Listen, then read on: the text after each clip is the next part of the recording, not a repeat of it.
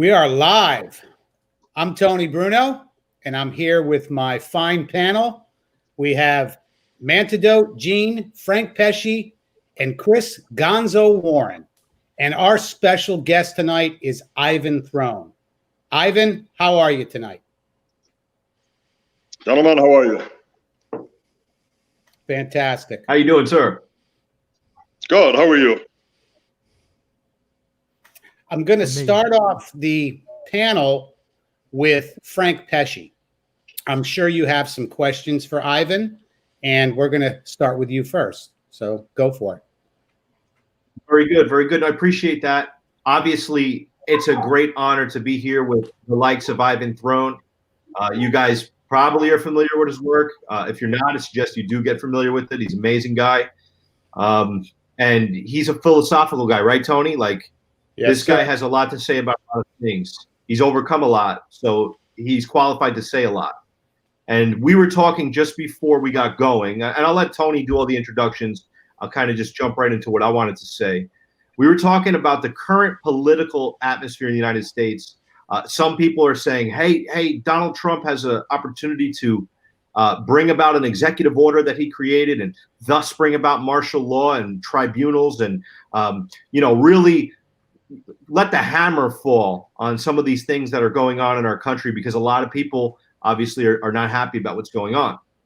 Now, my question, because we were talking about this before we got started, my question to Ivan, and maybe I should say this first. Ivan said that he'd be happy to see military tribunals start tomorrow, which I agree. I think that justice needs to be served across the board. There's no question. But I wanted to ask Ivan this question, and that is, Ivan, have you ever, either within your circle or just to yourself, ever contemplated or discussed martial law and what that looks like in any capacity during any previous administration before now? I'd like to know your opinion on that.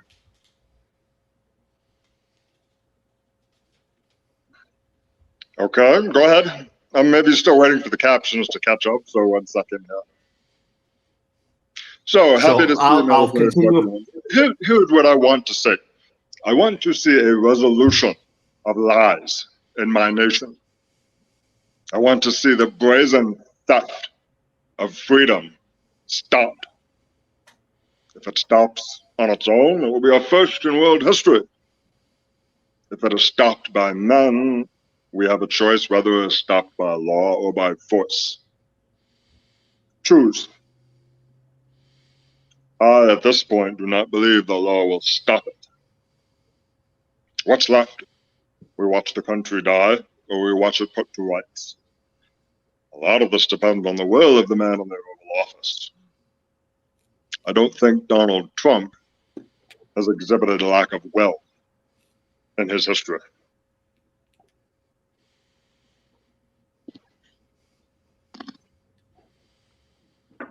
And have you ever, would you support martial law?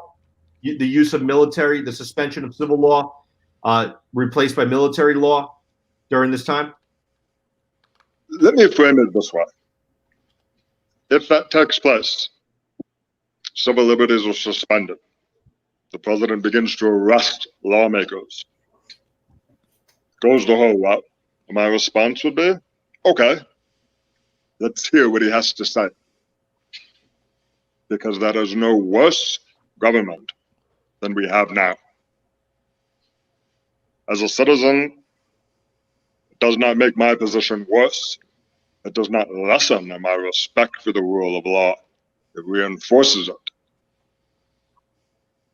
It gives me hope that my nation is not in an irreversible slide to degenerate lawlessness by those who swore an oath to uphold and represent me and my fellow citizens. A long train of abuses and usurpations is the phrase, is it not? At what point do you say, fuck you, the contract's done, I withdraw my consent to be governed by you? No, you can't do that anymore. Okay, well, is that the state we have? Can we withdraw consent? Or not? Maybe if we're masked and injected, barricaded in our homes, unable to socialize, resistance becomes a little harder. doesn't it? Fear, uncertainty go hand in hand with control. Sure, the pandemic's real. Of course, people die, yes.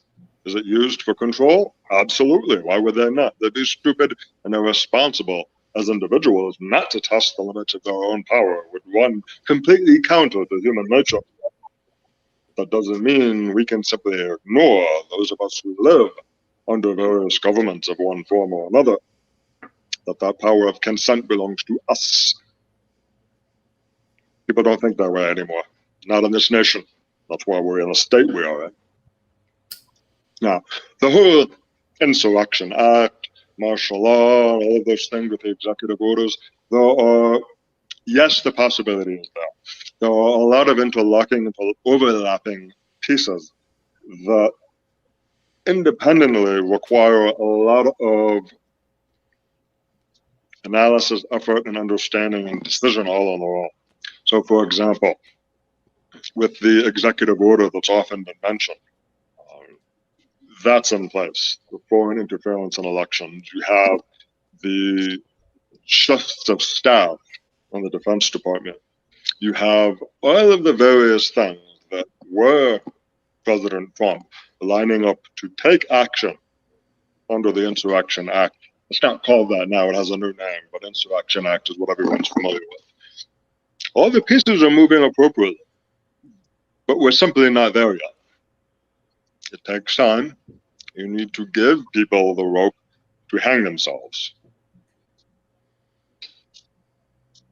I'm going to watch the feet with great pleasure. Because one way we or are another, exactly traitors always swing. Yeah. We are exactly 1 month away from what would be Inauguration Day, January 20th. So when you say that there's still a lot of things that need to happen, I totally hear you and understand that. What do you mean there are a lot of things that need to happen specifically so that maybe us and our work that out? I wouldn't necessarily say that there are a lot of things that need to happen. There are simply a lot of pieces that need to be overlapped coherently. They have already happened. That makes sense? Big difference there. Because that overlap has to be held up in a Venn diagram that people can see and understand simply. And as consequence, say, I understand why you shot all of them. You were right. We're a long way from that. We're on the way there. It may be the other side doing that to us. That's not a foregone conclusion yet. So I don't want people to start preening and thinking themselves infallible and invincible. You are not. This nation may fall. Yeah. That is why the work is not finished. With me? That's my take.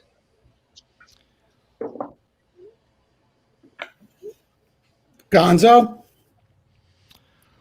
Well, actually, you know, I wanted to ask, when it comes to the history of this country, what would you place as the best example of a strong man that we need right now?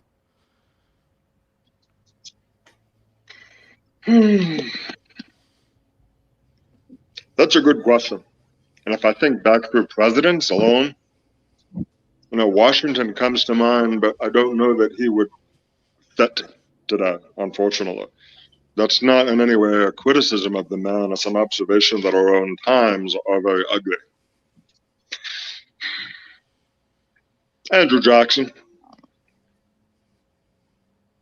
That would be a good start. Teddy Roosevelt. So you think about the fiber of the man.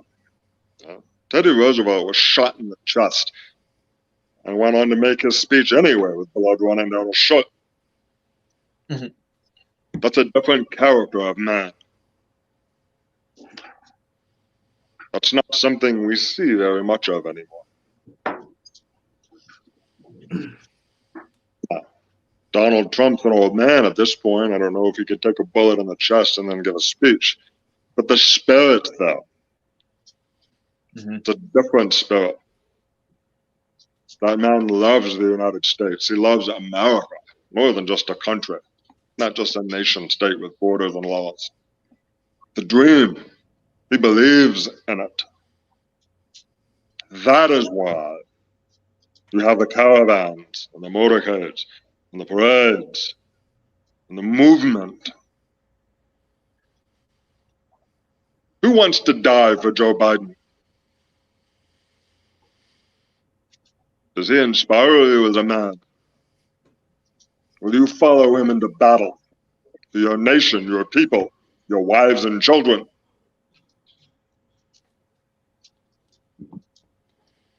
Or will he see you sacrificed for another 100 million out of China and more coke and blow and hookers for his kid? We don't know, but we do. And that's the cynical, posturing, ugly face of America today that won't speak truth. The emperor not only has no clothes, he's covered with blue waffle and thinks he's gorgeous. That's the state of our culture today. And if you don't know the reference, don't look it up. But you got the idea. We have a grotesque, shambling zombie of culture today. It's almost all gone.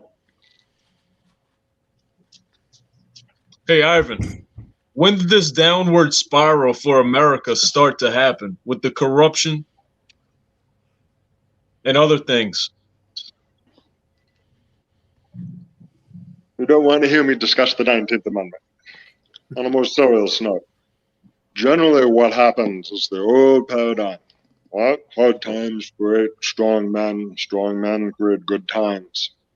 The greatest generation after World War II unfortunately spoiled their children just enough that their children destroyed most of the world that we have today in terms of culture, dignity, honor, conscience, righteousness, justice, truth, beauty.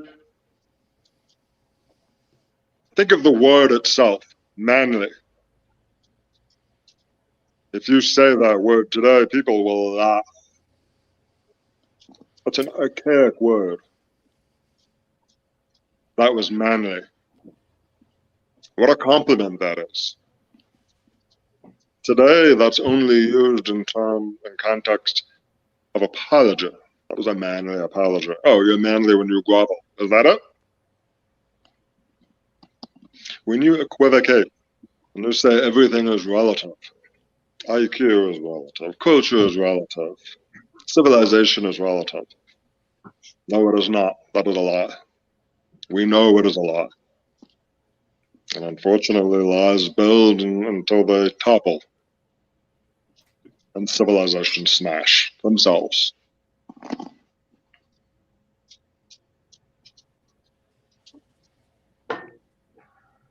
You spoke about Teddy Roosevelt giving a speech essentially with a bullet lodged in him, and how that type of man today, essentially they don't make men like that anymore. How does a man become a man of that stature, of that caliber, who's able to absorb that kind of pain and still carry on at the highest level of functionality as described in the example of Teddy Roosevelt? It's a difficult question. What I would quibble with, I'm not quibbling with you specifically, but when they say we don't make men like that today, we do. We deny them their growth. Men are born the same men that we have been born for hundreds of millions of thousands of years, whatever, right? Yes. Our raw material is still there. We are still the apex predator of the known universe. That's just drugged, slapped down, and criticized and beaten out of us until we're soft and sorry and weak and invaded and overthrown. Everything has a shelf life, gentlemen, and a soft, decrepit, degenerate culture is very, very profitable for the people who put it there. but it has a short shelf. That's where we're at now. Now, I'm not black-pilled at all. Don't get me wrong. The situation is reversible. It is very well reversible. It just takes something that nobody wants to pay. It's got a price.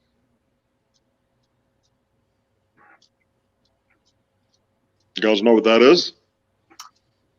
Blood. Yes.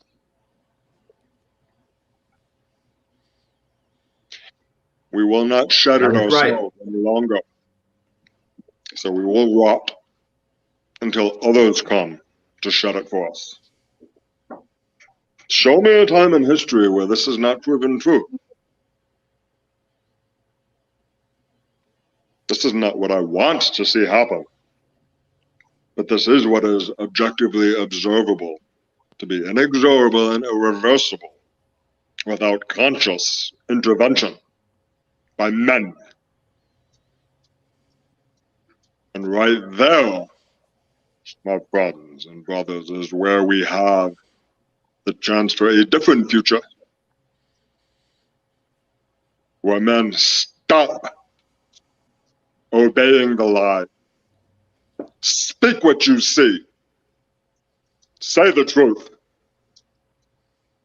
You can be flippant. Epstein didn't kill himself. You can be serious. Biden did not win.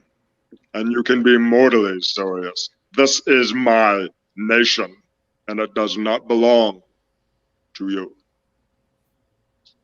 Figure out where the spectrum you want to fall.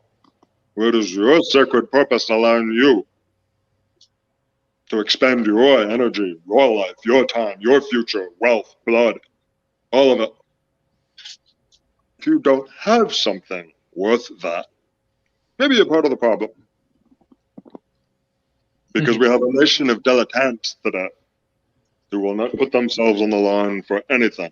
For all the stupid rhetoric of the struggle and the fight, that's bullshit. It's narcissism and virtue signal. Yeah. Good night.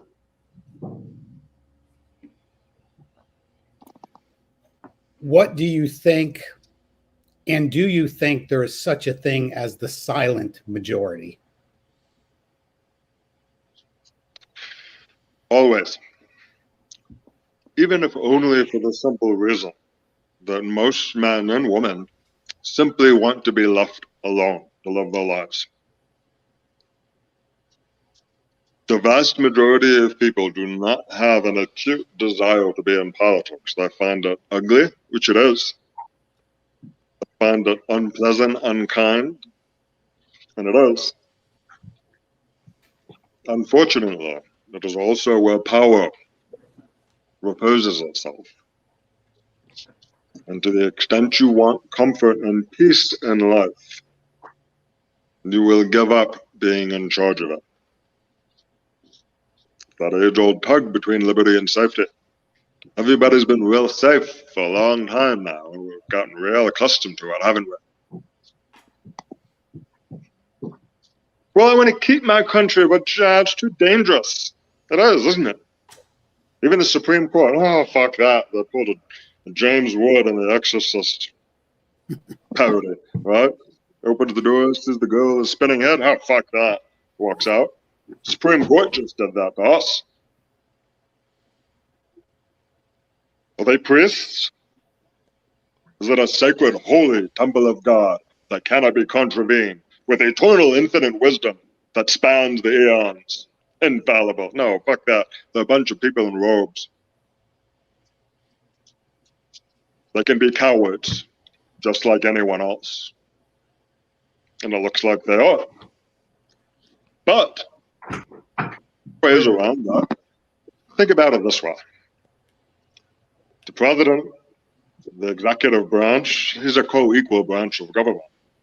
If the president wants to call the Senate or Congress up and say, hey, we need to have a private discussion, he has the right to do that, doesn't he? It's not a stretch of the imagination for me to imagine the president saying to the Supreme Court, you don't want to take this case. This is not a state versus state issue on election process. This is a national security crime of treason during an act of war. So let me handle it. Okay. That's certainly possible.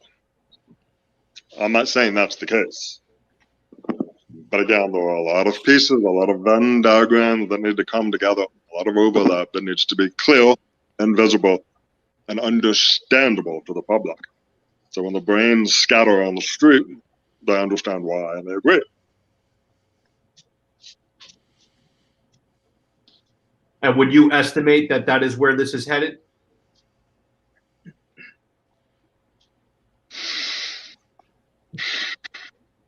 By default, if there are no radical actions, if things continue to slide the way they are, yes. And I don't see a major event, but the balkanization is not difficult to predict. What I would look for, and in fact, potentially encourage, you can call me an accelerationist, but the establishment of dual state shadow government, if you're familiar with that. Sure. Provide an alternative government to people. Alternative social services to people. Now, if you look at what happened in Russia after the Tsar fell, and you had the conflict there, the Bolsheviks were very smart. The Nazis did the same thing. The stormtroopers ran soup kitchens all over Germany. Who fed people? They built that relationship. Bolsheviks did the same thing. I'm not suggesting the left will do that or the right will or should do that. I'm saying that is a process that is available to be used that can affect the trajectory and momentum of outcomes. So if, obviously, I wish to see President Trump remain in office as he should be, based on everything I've seen as a citizen, does his own research. Yes, I believe there was massive fraud. Yes, I believe that Trump should remain in office and that he properly and rightfully won the election. Point being, January 21st, if Biden is in the White House, would I encourage the establishment and organic growth and aggressively prosecuted growth of shadow governments? Yes, absolutely I would. And also I will say this is my opinion, but I think probably a vast quantity of Americans share this, which is that the Republican Party at this point is dead, and rightfully so, because they are cowards. They have shown they're cowards. Absolutely. I'm more afraid of the tongue lashings of criminals and stupid, foolish public calumny instead of doing their sworn duty as office holders before God of the United States. I don't want to say any more of them personally. I'd like to see all of them get their asses out of Washington. We'll see what happens. If you make people angry enough, they will do something about it. Yeah. Yep. I fully respect the correlations on the historical, examples of the Bolsheviks and, the Nazis and things like this. Does that change now that I should say this, does the outcomes or do the opportunities for outcomes change now that we're living in a more globalized society, given the internet, supply chain, logistics, communication as a whole, the monetary systems as they stand? I mean, does that change the opportunity for outcome given balkanization and different options that we do have? For other countries, perhaps. For the United States, no. We have a pandemic to take care of that, don't we? Second, how are we going to get here? The United States is capable of feeding itself. It's capable of producing enough energy for itself. We can withstand a lot of the travails and troubles that would eat smaller nations alive. Now, in terms of the global interconnectedness, Americans are far less connected than they think. So, for example, are you aware that in Nigeria they have rallies for President Trump? Oh. I was not.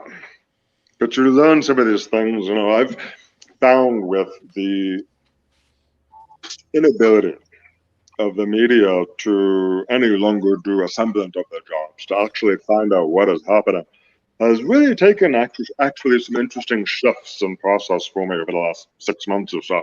And finding alternate news sources that are not censored or shaded or made to conform to a narrative. And it's been fascinating. I'm ending up of all places on Telegram because typically I'm able to get local reports and local sources and local video unedited much faster. But it's a pain in the neck. That global interconnectedness, though, without going and looking, Americans don't see those things. So, for example, are you aware of what's been happening in Paris? With regard to The protest to the lockdowns, I believe.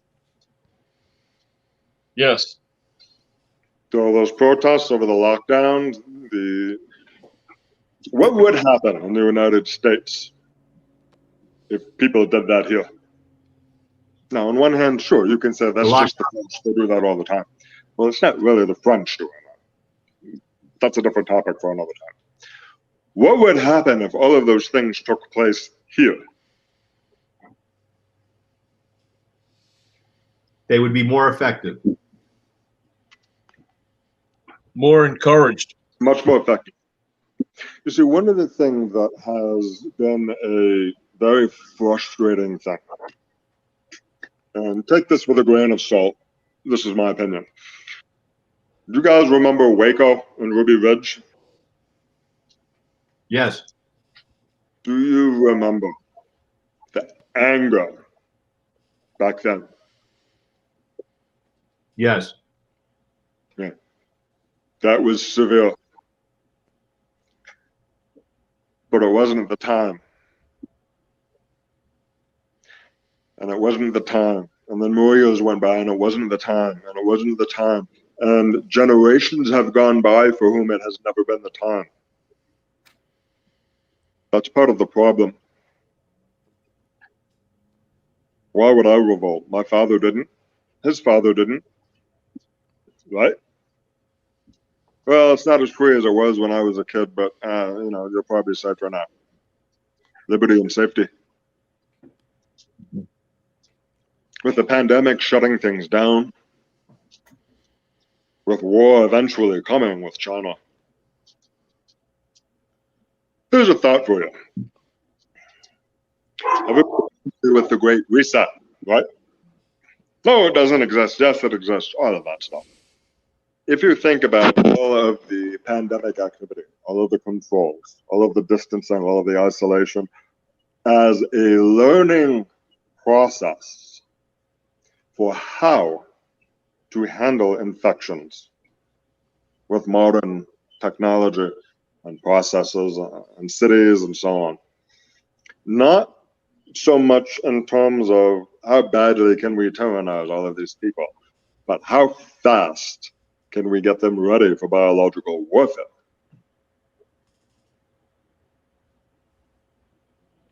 Look, I had a fun conversation with Quentin, who's part of the Throne Dynamics team the other day. I said, look, this is just speculation. And all I'm doing is taking your mind off into maybe a place that's like, oh crap, that's not good. For the First World War, millions upon millions upon millions of deaths, all in a muddy field, men facing each other, a war of attrition over years for maybe a few miles of mud. And afterwards, everybody said, oh God, we're never doing that again. And they never did. And they won't. World War II, industrialized killing, camps to eliminate people, gassing, just mechanized murder. And afterwards, oh God, we're never doing that again. What's next? Millions upon millions of people, entire countries and populations dying in the hospitals and the streets. Oh, shit. We're never going to do it that way again either. Who knows? It's possible. What are we gearing up for? I will tell you that the rise of the medical class as rulers without any institutional knowledge of governing competence is a very serious problem. because these people are accustomed to playing God and fiddling with people's bodies, knowing better than you do yourself, just do as you're told. And now we're going to apply the force of the state to all of our medical mistakes. Just on the surface, that's not a fun idea. And it's not a problem with medicine or with doctors per se. That's not the point. The point is that the medical profession is not skilled in governance. They've never had to be. Lawyers at least know how to make laws. Generals at least know how to give orders. Doctors know how to demand obedience and watch people die. That's okay, there's more where they came from. So that's my thought. I don't want to monopolize the whole thread. Any other questions? I think I'm gonna have to drop probably in a few moments. Okay. I wanted to ask, when conversation is the only option, what is the best way to talk to someone who is radicalized or complacent, like in the medical industry that you just described? Well, radicalized or complacent in what way? If you're just speaking about generally closed-minded, or if you're talking about somebody with a specific ideology or fixation? Yes, yeah, that arrogance, that willingness to play God. I'm right. Do what you're told. Well, what do you think the answer is there? You're asking how to reason or use rhetoric, dialogue with someone who is not open to that. They expect obedience. I would say the first thing you need to do is make sure you are not in their power. Second, that you're out of striking range. From there, you can have a discussion. But until you have those two things, out of control and out of striking distance, a discussion is not going to be taking place on equal terms of respect, dignity, and honor. Doesn't work that way.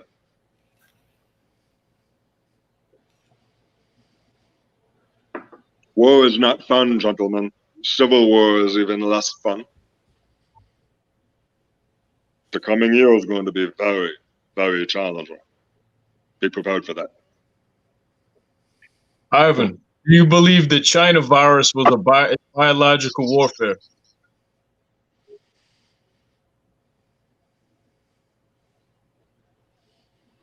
Okay. I'm not suggesting necessarily it is.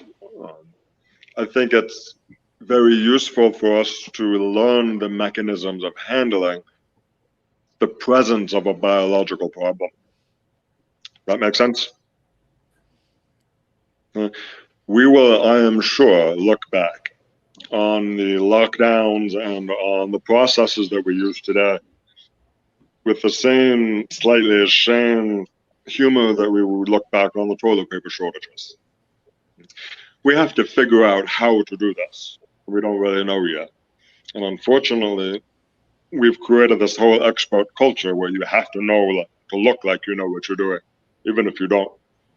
You can't say, I'm a leader, I don't know. We'll figure it out, but right now I don't know. You can't say that. Yeah. So they end up tracing things all over the place. It's stupid, it's childish, it's immature governance, but it's what we have right now. And our population, sadly, probably can't really produce much better right now. And because there's zero humility in our society, meaning humility as a virtue, everybody wants to be an expert. Everybody wants to discover the solution. Everybody wants their time in the spotlight. That's the barrier for us, discovering the right way to do this, to figuring it out. It's ridiculous. Very much so. Very much so. We have raised an entire nation of gammas at this point.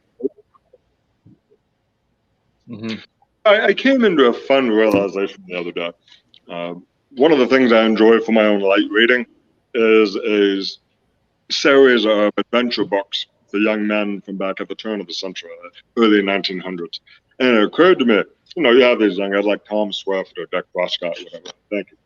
And one of the funny things is, so the hero of the story will always have the villain, right? And these are books for young men. And I realized with shock the other day that they're teaching young men how to recognize gammas.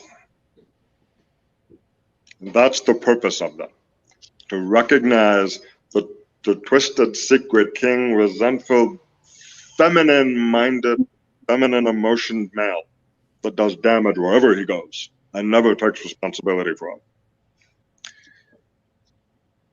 So, question here from Anthony, where we say a health czar, Fauci, will he rise to power? Now, the man himself, I don't know. Will we see a medical Caesar? Yes, ultimately we will. Maybe it's because he has the ability to push the biological button. Maybe it's the one charged with defending against it ends up seizing power as a result. We will see it eventually because everybody gets their turn.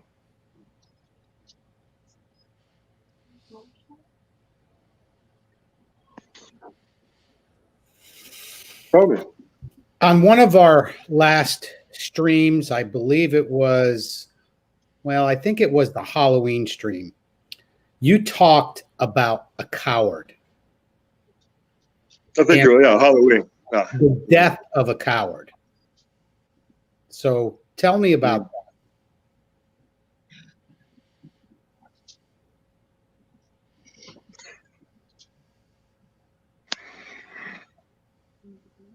When you know. Oh, I think, have you lost my camera? Oh, Hang on, we'll get him back lost here. Ivan. Hi, the person you're about to speak with has call captions turned on. Of what you say to help them listen on. Okay. Caption announcement, I think, has stopped. So let me come back to that. So talking about cowards. Ultimately, as a man, if you do not have that sacred purpose inside you, but you have determined your reason for being here, what is more important than you, but you will sacrifice yourself, your time, your love, your energy, your blood, your very breath to achieve. If you don't have that, then anything that approaches that level of seriousness, you can feel will defeat you. People run. And it's that simple. You must be willing to die where you stand for what you believe on some level. Without that, you're all over the place. There's no solidity to you. There's no sacred purpose. That is the heart of the coward.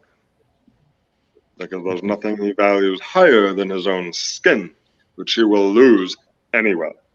We all die. Do it well. With reason.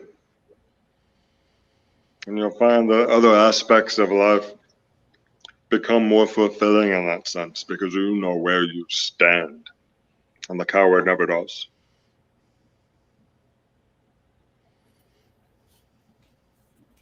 What you just said, we all die. Do it well. Mm-hmm. I have never heard that before. Every warrior culture, every civilization built by men has its legends. Horatius at the bridge, remember that? For how can man die better than facing fearful odds? For the ashes of his fathers and the temples of his gods. What do we have today? Honey Boo Boo and Netflix? Really? C.S. Lewis said, we build men without chests and expect them to be men. What do you think he would think today? How would Teddy Roosevelt react to the sight of what passes for a male American?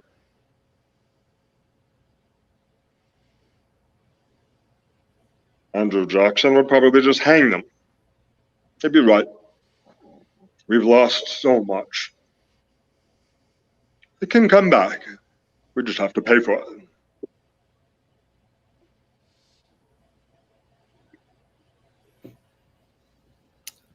What do you think of a person that calls themselves a moderate or someone that is on the fence? About what? What do I call them? Ballast? Debris? Sheep? It doesn't matter. They don't matter. Because not because they're below. They are not in the game. Whatever. Do what you want for the girl. I have nothing to do with that. All right?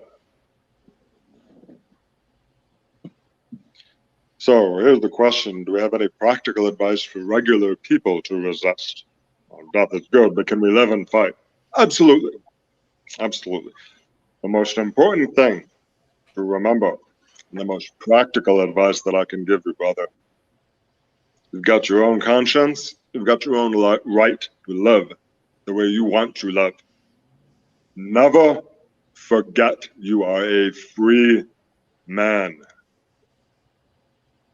Keep that in your mind. Keep that in your heart. Accept all the danger that comes with freedom. And live it well. And you'll find most of the answers open themselves up for you. Live free according to your conscience with dignity. And you'll find what you need in life. I love that a lot. I really like that. And that comes naturally to some men, but it doesn't come naturally to other men. I don't know that it comes naturally or unnaturally. I think that is mostly a product, I think, of our raising. Some of us are more forward than others. Some of us more extroverted or introverted. But children speak plainly until they're told not to. Mom, she's fat. Yes, she is. Shh, don't say that. Oh, okay. And over a lifetime, sometimes, yes, that's polite. You're ugly. That's not very polite. It may be very true, but it's not kind. And kindness is necessary for society to work past a certain point. So you're going to find the balance on that. But obviously, when we have people shrieking and collapsing because the wrong pronoun was used over, it's become ridiculous at this point. Yes. Frank, Gonzo? You know, something that you can do with money. Go I ahead, do Ivan. this from time to time. You see a young guy, 13, 14, right? That awkward age. They're not kids anymore. They're not men yet. They know they want to be and need to be, but they don't know how yet. When you see them, give them a piece of advice. Something small. Hey, buddy, you're a man. Stand up straight. Be proud of it. Now watch. Get your feet a little bit further apart. Stick your chest out. Hold your head up. Take a deep breath. Good. Let it out. Look around you. You're a man. How's that feel? What do? They smile. Feels good, doesn't it? Remember that. Work on that every day. It takes 30 seconds, my friend. Maybe you've straightened somebody's spine. Maybe 20 years down the road, his son will be raised differently. It all has an impact. I like that a lot. Yep. Yeah, that was gold. That was good. You know, Tony, we had that conversation down in Florida. about defending your tribe when it's time to stand up. And you set an example down there that was sublimely beautiful to see. And you said, these are my men. These are my boys. I take care of them. You're not going to damage them. Now, if all of us had your spirit, and every man had your forthrightness and willingness to uphold the dignity and the honor of manhood and truth, to be manly at that moment, we'd have a different country, my friend. And you know what's great? We'd have the same president. What we got to do now is keep him now. By doing exactly that. Fighting. Speaking the truth. Don't be intimidated by the lies. By the bubbled narratives of bullshit that are crammed into your face and down your throat. The entire purpose is to seize on your proclivity for good manners and thereby crucify you. Is it futile to talk to others that don't have this mindset? No, it's not. But you're going to get a reaction, brother. And you're probably going to want one because, by God, your country needs one. Mm-hmm. Speak the truth. Let it fall on the flagstones like an iron gauntlet. You don't need to be rude. I'm not saying pick a fight with everyone. Mm-hmm. But if someone says to me, well, fraud's not proven or that's disputed, I will simply say it was fraud. Mm-hmm. I have seen it. I am convinced. And I support action to fix it. Boom. What's wrong with that? Oh my God, you're suddenly a bad person. That may happen. They may fire you. They may ostracize you. You may get divorced and lose your friends and your family and your children. If you want those more than truth, by all means, keep them. Mm-hmm. By all means, start with the truth and build a family and build friendships and build companies and careers and relationships that are based on truth and not on the requirement that people genuflect lies. Love it. Yeah, man, you say a lot of deep stuff, man.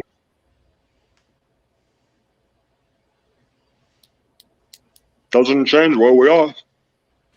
We still may face cataclysm and butchery and smoke and fire and,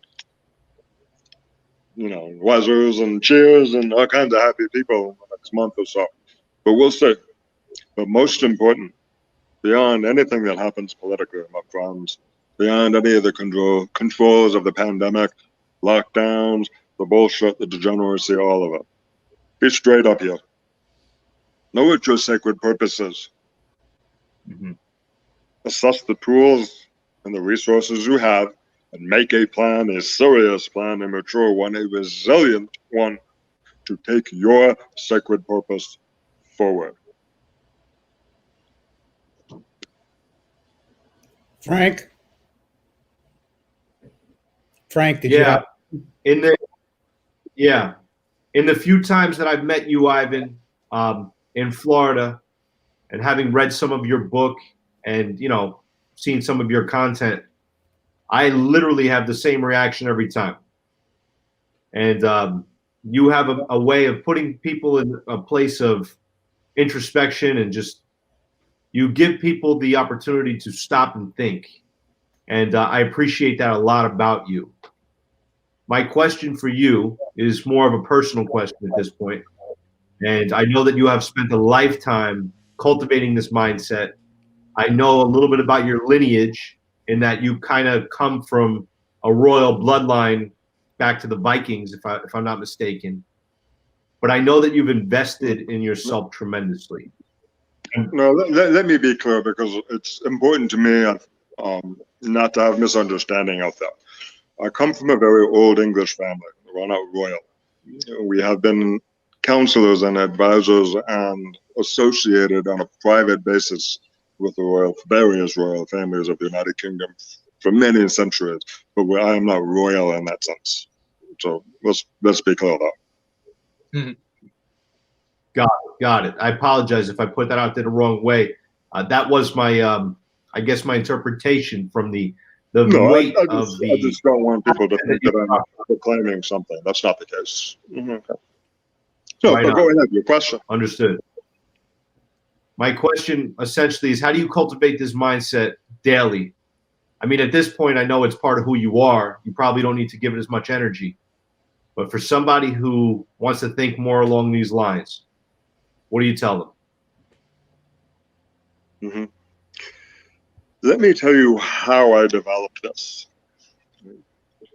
Sheer unadulterated terror combined with the most miserable desperation you can imagine. 4 years old, you lose your hearing. Suddenly, nothing makes any sense. And all you can see is what people do, not what they say. What they say came back after I learned to lip read. And by that time, I knew how to read people's actions, and I could see the difference between what they said and what they did. Any of you who are adults in this world are aware of the size of that gap in the lives of men, are you not? Because of that, I could not trust human beings for truth. I had to learn to recognize truth on my own. That has made for a very messy life in many ways, but it has led to a very skilled one at the end, because I know how to look. What I would advise you and everyone else, if you wish to develop that mindset, not of useless introversion, but of thinking and understanding and seeing what is, you better get desperate, and you better get terrified, and you better understand that if you don't, you're gonna die, buddy. You won't make it out much longer.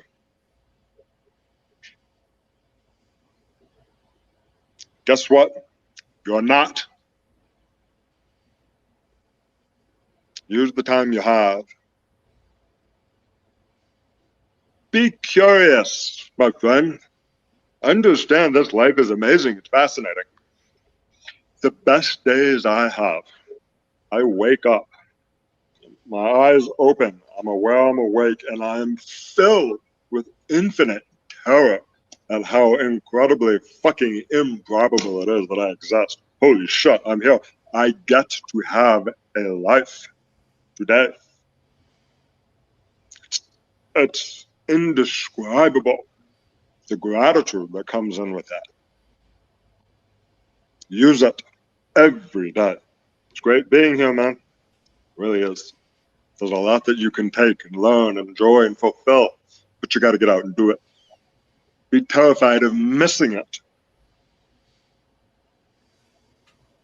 Live in fear of wasting it. Enjoy it. Now we have a question here. Do I think President Trump should concede or dictate? I think that's decided as dictate or declare. A dictator, if you will. I think there's a lot of space in between those two things. So do I think he should concede? Absolutely not. There's nothing to concede. Do I think he should declare himself dictator? No, I don't. Should dictatorial actions be taken? If warranted, absolutely.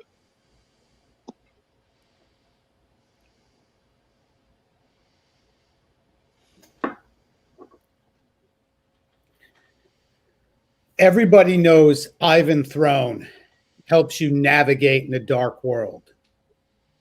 In our last conversation, you had said that it's not finite. What hope and positivity can you give to someone, whether it be a man or a woman right now?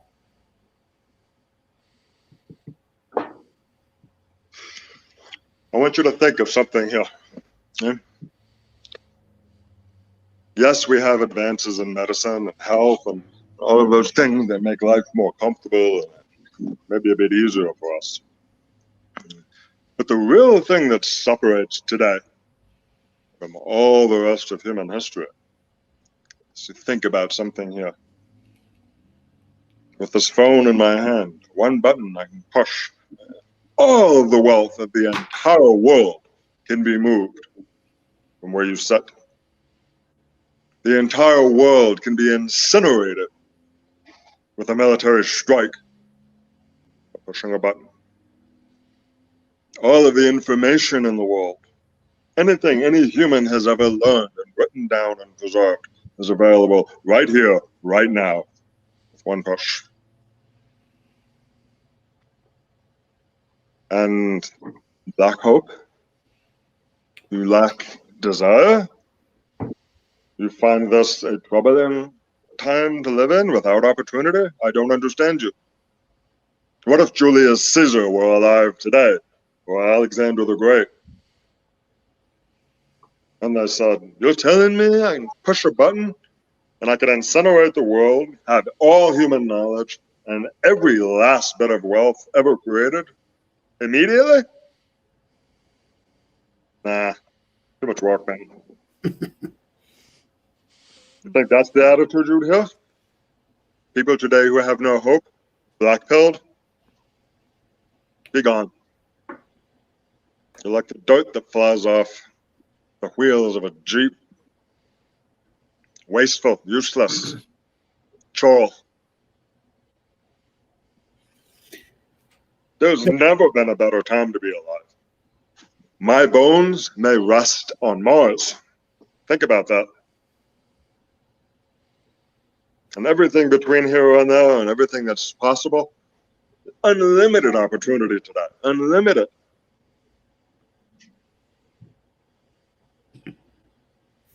Just that we're all sitting here having this discussion. Yeah. Right here. What's the expression? I only need 12. Tony.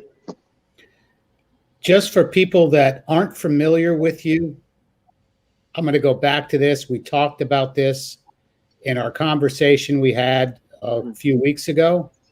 Tell people, when you refer to the word churro, what is a churro? So a churl is an ill-mannered, obstreperous, resentful, belligerent peasant who does not appreciate that the best thing he can do is to keep his mouth shut. Being a churl it's an insult. It is, most of the time, however, it's not flung so much as simply absorbed. There are differences in class. There are differences in intelligence. There are differences in skill, character, all of these things. The person who is low in intellect, self-regulation, education, manners, all of these things end up sometimes being louder than they need to be. That's your chore.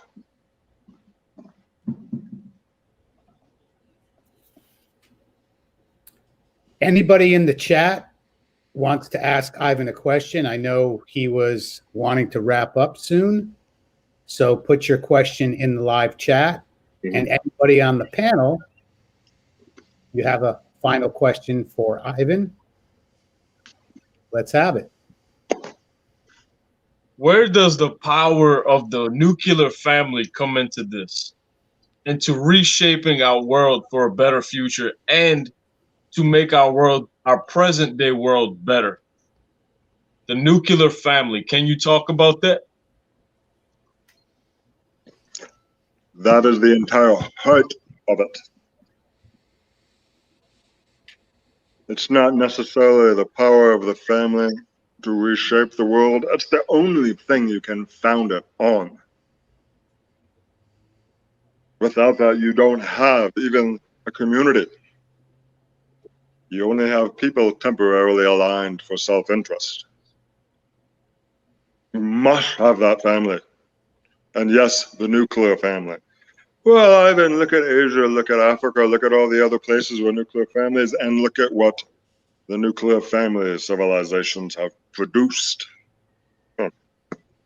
I was just going to say right before you reiterated the nuclear family as the importance of having a father and a mother in that family, but you just reiterated that for me. It's critical. You cannot do it without that. Mm-hmm. Exceptions to the rule do not disprove the rule. Is it impossible that a gay couple, lesbian, gay, whatever, can raise a healthy child that advances the West? Sure. Is it likely? Fuck no. Mm-hmm. I'm sorry, that's the truth. I deal with truth. I don't deal with wishes or illusions, and I don't do pity. Agree. I do compassion. Well, we want to be parents too. I'm sorry. I know that must hurt. I wanted to be an astronaut. I wanted to be a policeman, and I wanted to be a firefighter. I also wanted to be a soldier. It's not ever going to happen. That's life. So, I don't make every firefighter and policeman and astronaut miserable because of it. Right? We all have our different roles. The most powerful and precious role society has are the parents in the nuclear family. It all goes to shit without that.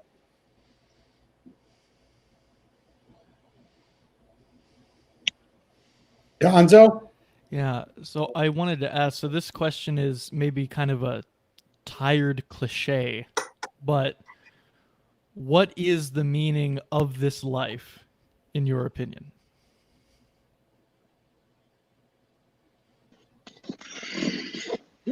I can answer that for me. I can't answer that for someone else. For me, it's what I can learn. I just find that the most exciting, fulfilling thing possible is to learn things. To me, that's just the most exciting thing of life. And I don't know if I've ever really thought about this, whether the loss of hearing makes me hungrier for more input. I think it makes the existing hunger sharper, perhaps. But for me, the meaning of life is to learn as much as I can. But that's me. I can't answer for someone else. I like to tell others to seek truth. Always seek truth. Every man seek truth. Mm-hmm. Frank? I'll finish up with a real easy question. What is your view on God? You'll have to be more specific. That's kind of an infinite question, isn't it? You have an infinite mind, so I didn't want to draw any inferences to you. But do you believe, for instance, I believe that Jesus Christ is Lord. And I believe in the Trinity, the Holy Trinity of God, and I believe that the Bible is the inspired word of God. Do you have that same view? And if so, how do you communicate with your view of God? I do. I will say something very important here. Turn in the other cheek, meekness. These are things that are very badly misunderstood by people who profess themselves as Christian. Mm-hmm. Our Christ was a strong man who used violence and punishment when it was appropriate.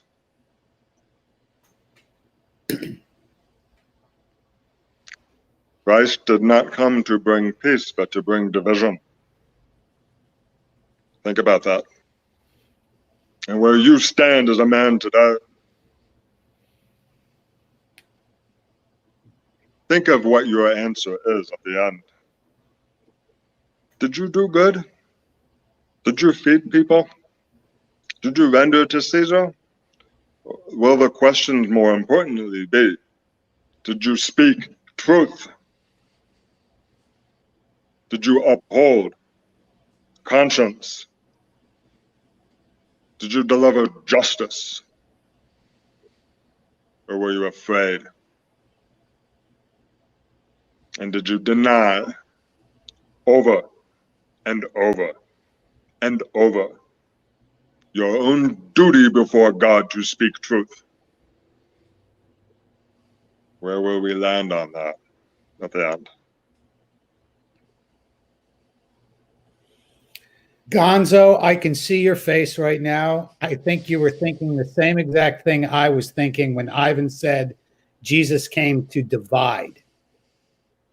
And I agree with him 100%. Yeah. Gas Volt, brothers, is a war cry, not a meme.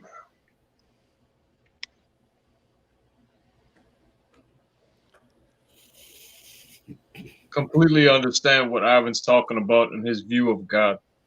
Yes. Well, so I have a question then. So I've never understood. You reminded me of a passage in the Bible that says, "The blessed are the meek, for they shall inherit the earth." Something like that. I never understood what that meant. I don't know if anybody has context for that. I would say meek as Put it in. this way. Okay. Go ahead. If I pick up a baby bird, I'm being very meek. If I hold a baby, an infant, I'm being meek. If I'm wrestling with a child, I am being meek. Because if I was not restrained and I used full force, I would tear the body in half. So meekness is restrained strength out of compassion, kindness, and respect. Meek is not weakness. Meek is restrained. The weak cannot be meek. They're just fucking weak. That's simple, brothers. It's really that simple. Only dangerous men can be good men. Similar kind of thing. And what you just said is something that I've been playing around a lot with. And in simpler terms, I like to call it or look at it this way. My view of God is different than my grandmother's or my mother's view of God. Mm-hmm. And so I would believe that you're spot on in what you say, 100% when it comes to that. Is God, I just made a video on my YouTube channel talking about masculinity is godly. And godliness has been feminized so much, it's disgusting. And it's led people down a really lost path. Mm-hmm. And I've been really pondering a lot of those ideas, and it's so true. And because of that, I've turned back to God because I see it in a more masculine way, not so much in a feminized way. And it grew on me repulsive when I was growing up to see it that way. Think of Jesus the man for a moment. He was a carpenter. You ever met a carpenter in real life? What do his hands feel like? Yeah. What's his tolerance to pain? Now back then, no power tools, buddy. It's all by hand. Cutting down trees, hauling logs. He would have been one ripped, strong son of a bitch. Pain would not have been a stranger to him. Hardship, effort, discipline, skill. Jesus was not a weak man. He was not an effeminate man. You must understand that the models created for you almost entirely are constructed to benefit those who profit from their position of maintained power. It's that simple. Wow. Need to learn to see, to go back, understand how to pick out sincere truth. But the ninjas speak of as Makoto, something I know is true. I know it's there. I don't need to be able to see it to know it's there. What's an example? Very good. Let's talk about the turn of the seasons. Because those turn, I know the equinox day is there. I may not be able to tell which one it is, but I know it has to be there, right? Similarly, maybe the best analogy, funnily enough, comes from a Star Trek fan fiction book I read many, many years ago. But it really lit me up, and I thought it was a funny moment. Kirk, Spock, and McCoy, they all go to Vulcan. They have a translator put in so they can understand Vulcan, and McCoy turns to Spock and he says, "There's this one word the translator's not getting. What does it mean?" And Spock says, "Oh, well, that's just another Vulcan sense. You guys have touch, taste, smell, and we have Vulcans have a sense of the direct perception of the existence of God." And McCoy goes, "I mean, you guys always just know this, so we fight wars over it, but you have that?" Yes. And it really hit me. That is how it feels to me. I can't speak for other people. But that, does God exist? I feel it. I can see it. I feel it. What you want me to point to? I can probably take 30 hours and point out all the various different little things. That's not the point. How do you know not to go into that convenience store that particular night that got robbed? You weren't there when they shot everyone. How did you know? 100,000 different tiny little perceptions that all add up to the gut feeling that says, don't go in there today. Similarly, all the various experiences and understandings and truths, and you feel it, you can tell. I certainly don't discount, and I understand that there are people who feel abandoned by the divine. Mm-hmm. Yeah. Does happen. The feeling happens. The abandonment does not. It's a difficult place to be in. And we have my compassion. But you understand that's the case for you. It's an illusion. The divine is never absent. Hold that to your heart. Yes. Dude, 100% this guy's agree. awesome. Yeah. Ivan is full of wisdom, wise words. Nah, but it's wow, it's powerful. So Ivan, I'll speak kind of frankly with you then. I was somebody that, went through the motions of church, the Protestant church here in the United States. And after a while, I got really sick of it because I could just see that it was empty in so many ways. And there was no leadership that I respected enough to follow.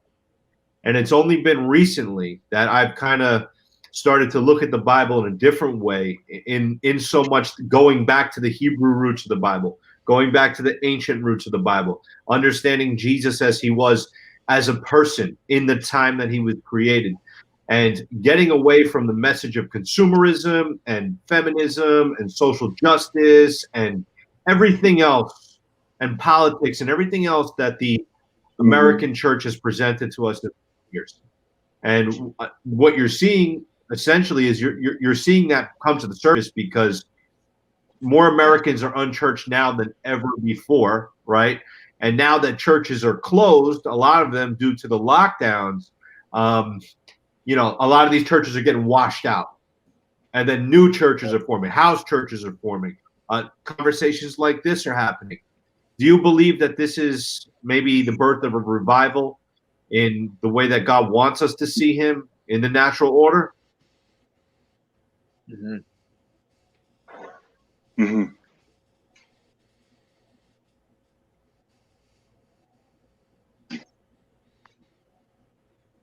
Did I speak too fast? Did you get those captions? Yes. Why have religion to begin with? Why? To have fellowship. and a grid to discover. It's a pull from inside the heart of man Yes. to connect and interact with the divine. That's our nature, to seek it. That's our purpose as a race of beings, is to do that. Because when that happens freely by our choice, that's glorious. And right there, maybe something I can leave with you if you want to talk about finding truth. And you want to understand how truth works, how to see it, how to use it, how to apply it. Start to contemplate the intersection of truth and sin. You understand the meaning of sin, what that is. It's not did a bad thing. It's not disappointing God. Sin is to turn away from the divine. To turn from God is to sin. To turn back is to repent. Repentance is not feeling bad. It's turning back. Right? Yes. To the extent I deviate from the truth, I am opening the door to evil. Look at this. Here's maybe another way to think of this. And this is where, in myself, maybe there's a mix of that East and West from some of the ninja background or the martial training. There are things that are always there in a combat situation between people. Right? I may not be stronger. I won't always be faster. I might not be smarter or healthier or better trained, but there are three things that are always present that cannot ever not be present. And that's timing, distancing, and angling. Right? They're always there. You know they're there. You can rely on them. That is Makoto. Right? Sincere truth. Learn how to extrapolate that kind of truth-seeking to other things. Right? If I have a circle, I know that there are an infinite number of tangents around it. If you remember your geometry. I know if I bisect a line that the angles are 90 degrees on each side, right? Once you learn these things and you know them, you don't need to retest them. What you've done is uncover a principle or a fundamental law of the way the universe works. Physicists will tell you that another universe may have very different laws, but the one we are in operates the way it does. Learn human nature. Learn what you can rely upon as true. Let me give you an example that I sometimes use with my students.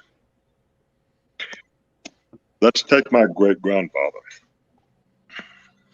Turn of the century, 1890 something, 1900, whatever, London. I know the place where he was staying, where my grandfather was born. It's a difficult birth. This is our family history. I know certain things because of the time, because of how people are. I know he would not have been in the room for the birth. They didn't do that back then. I know a difficult birth. I know he would have been stressed. He was a smoker. He would have been smoking those add up. What do smokers do when they're under stress? They walk back and forth and pace and worry. What can I extrapolate that natural human process, knowing what I know about human nature, about addiction, about society, and create a picture that fills in the blanks for me that's more probable than not. I can put myself into his heart there and thereby understand what's going on in his mind because I know the time and the situation. Does this make sense? Yes. Once you learn this process of being able to go from you into another, that's a very advanced form of empathy. When you can do that, then it's easier to understand how people think. Therefore, what they're probably thinking. Therefore, what they're probably doing. And you make your plans in accordance. This is called building resiliency into your plans. Now, this coming year in 2021, how much more important is that resiliency? No. Is that teachable, Ivan? Is it teachable? What you just spoke of, the concept of that instinct, that intuition of wisdom, is that teachable? Or is it something cultivated? That is what I do. That is how I coach. That is how I teach. Because ultimately, it's not enough for me to help somebody and say, here's what I see, here's what I think you should do, go do it. And they do it, maybe their life's better, but I'm giving him a fish, I'm not teaching him to fish. Right? So the approach that I take makes people sometimes a little uncomfortable at first, which is I assess you the way I would assess an adversary. And if everything I had was brought to bear with the most subtlety and determination to take you apart and destroy you, to overthrow your affairs, everything, what would I do? How would I do it? Where is your weakness?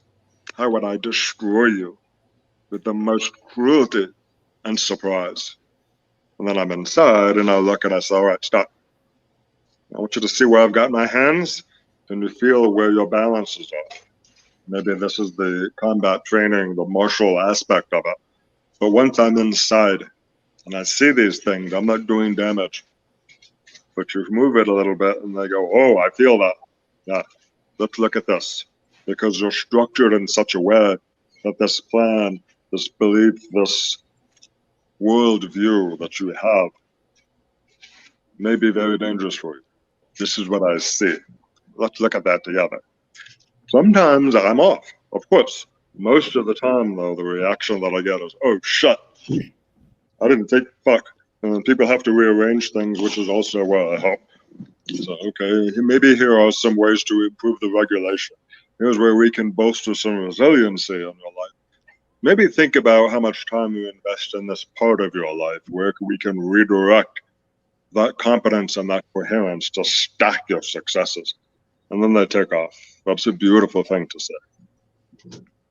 I feel like I'm helping people, not just showing, but lifting. That's a big important thing to me. So can it be? Yes.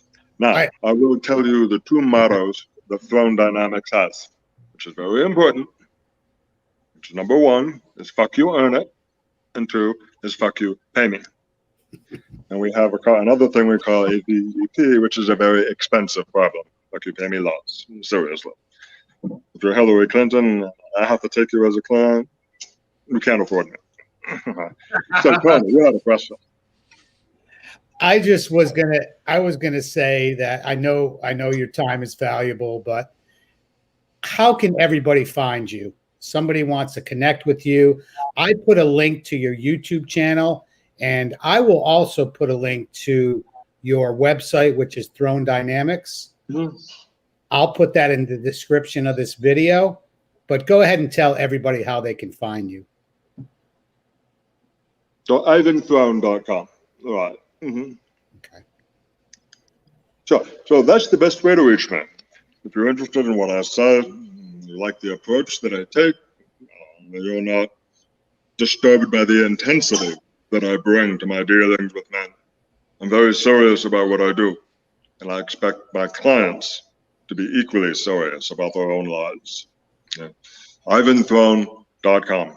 Go to that now. Sign up for the email list. We have 3 things that we get you in return for being able to send you emails and engage you with what we do. The first is the 9 Laws Classic, as may have read, which is the original ebook version of the bestseller. It's fast. You can get through it. You get an understanding of how I think. It's laid out there. The next is to discover your sacred purpose. You need that sacred purpose. And a life without it is a very shallow and unfulfilling one. Don't discover too late that you don't have time anymore for it. Mm-hmm. And third are the pillars of mastery, the areas of your life that direct, specific, concentrated attention on will uphold and lift you through to be able to have that fulfilled life. Let's face it, brother, this is a dark world. It's going to end in the run God. Before that day comes, exult in life. Express your love. Show your friendship. Hold your children. Play with the dogs. Do the things that matter and bring joy. And make sure it's there for those who come after you. Plant the trees you will never see. Mm-hmm.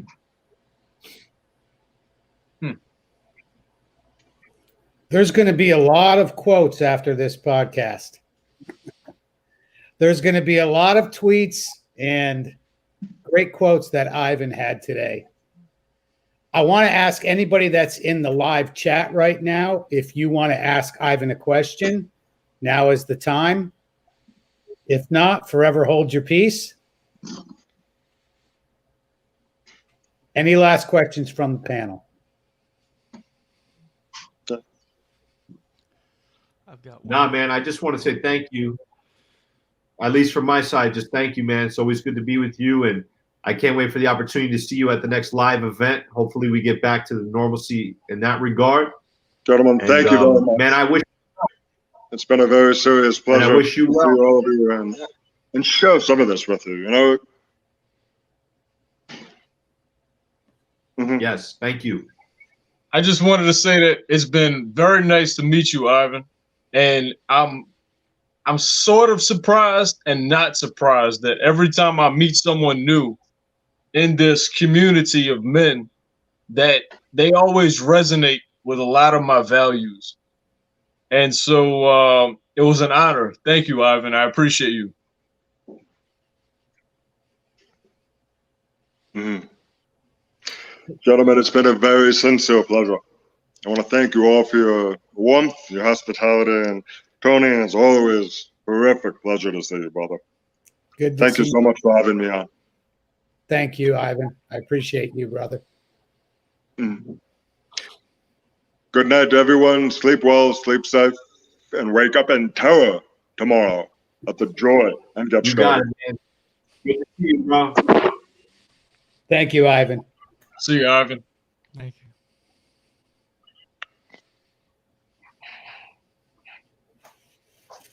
So, That guys, was intense. Hey, that's what we need. That was intense, bro. Yeah, Yeah. that was show stopping. I like how he said, if you want my coaching and you can handle my intensity, then I'm for you. You know, you will benefit. But he puts out there he is intense. You know. I'll tell you guys some quick stories about Ivan. I met Ivan in 2018, and it was we bonded real quick. Mm-hmm. I remember at one of the cocktail parties at 21, and this big guy comes behind me and puts his hand on my shoulders. This was after we talked a few times during the day. And then one night, it would be last year, we had, it was at the Patriarch Convention. We actually were sitting around the pool, and everybody had left probably 1, 2 in the morning. And Ivan and I had stayed out there till dawn, till about 7 a.m. So we've spent a lot of time together. On the last convention, it's been about 2 months. It would be Tuesday after the convention. We sat and spoke with each other probably from 10 a.m. to 4 p.m. So about 6 hours. So if you want to know about Ivan's intensity, I can tell you. But I can also tell you that I consider him a brother. Yes. Yeah. He had said something to me, and he did a little Periscope, and it was basically in reference to me. It was really cool because he told me that anytime, day or night, he would be there for me. He would fly across the world if he had to. And that's kind of the brotherhood bonds, I think, that are rare in this world. Yeah. You know, It is. I consider him a brother. So when he talks that intense, probably somebody that's not used to it will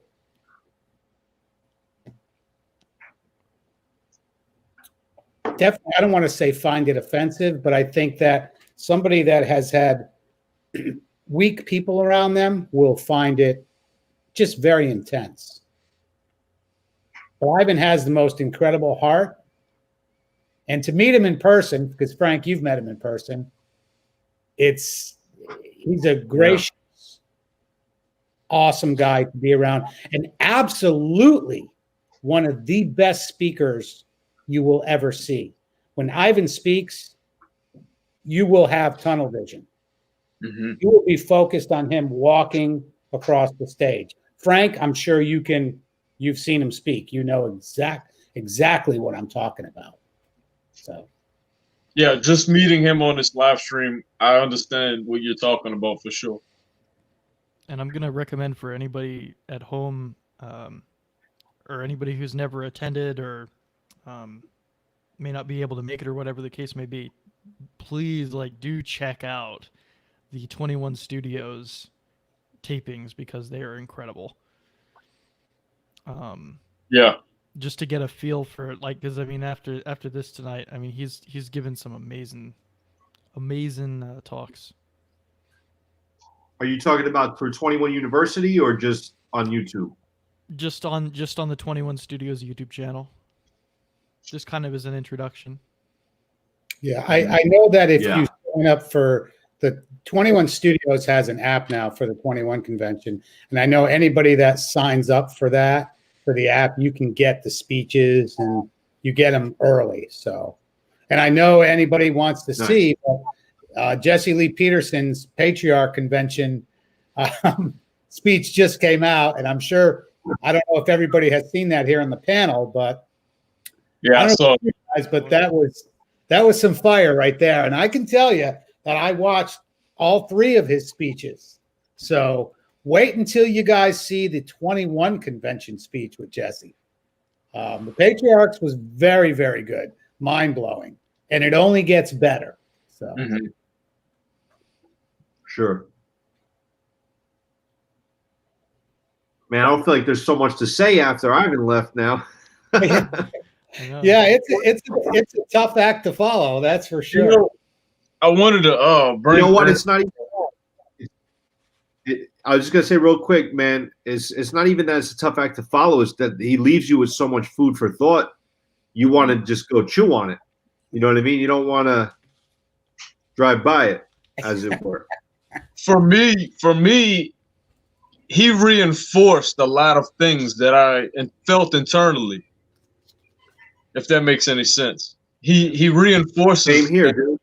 Yeah, and I liked his. I also felt that I resonated with his view on God and spirituality. Is that meekness and turning the other cheek has been such polluted and corrupted and perverted in mainstream Christianity to where it's like glamorized to be weak or be a doormat per se, but that's not the case at all. And that needs to come back. That masculinity, that true spirit of God needs to come back to the Christian church for sure. And I think he touched on. Just read the life of the patriarch. Yeah, and I think he touched on that a little bit, talking about meekness and redefining it and what meekness truly is. Yeah, that was good. That was a good exposition on me. Yeah, it was great. Anybody that's watching this right now, and I know you guys probably agree with me, but right now, I want to go slay a dragon. Yeah. I mean, it just gives you that. And wouldn't you like to wake up like that every single day? Mm-hmm. And that's what I think, as men, as somebody who's a leader of your family, like Frank, every day you got to get up and want to slay that dragon.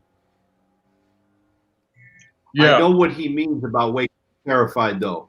I have woken up many of days like that, terrified about, I never thought to really articulate it, but like he said, the worst thing in life is to realize your purpose too late and then not be able to do anything about it. So for somebody like myself, man, I'm constantly in pursuit of my purpose, not in the general sense, but in the everyday sense. I'm trying to live my life as if I'm on assignment, as a vessel, that is sent here. I mean, what are the chances that the four of us are sitting together at this very time in history, at this very moment, sharing this very, stream with these very words? Mm-hmm. We can't take these things for granted. We can't take these things lightly. We have to understand that every opportunity that we're given is just that. It's an opportunity And for what us we're to doing, not only.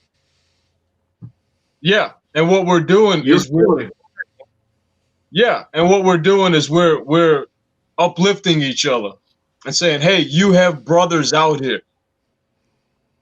You have other men out here on that same mission for themselves, for their wives, for their kids, for their families, for their world.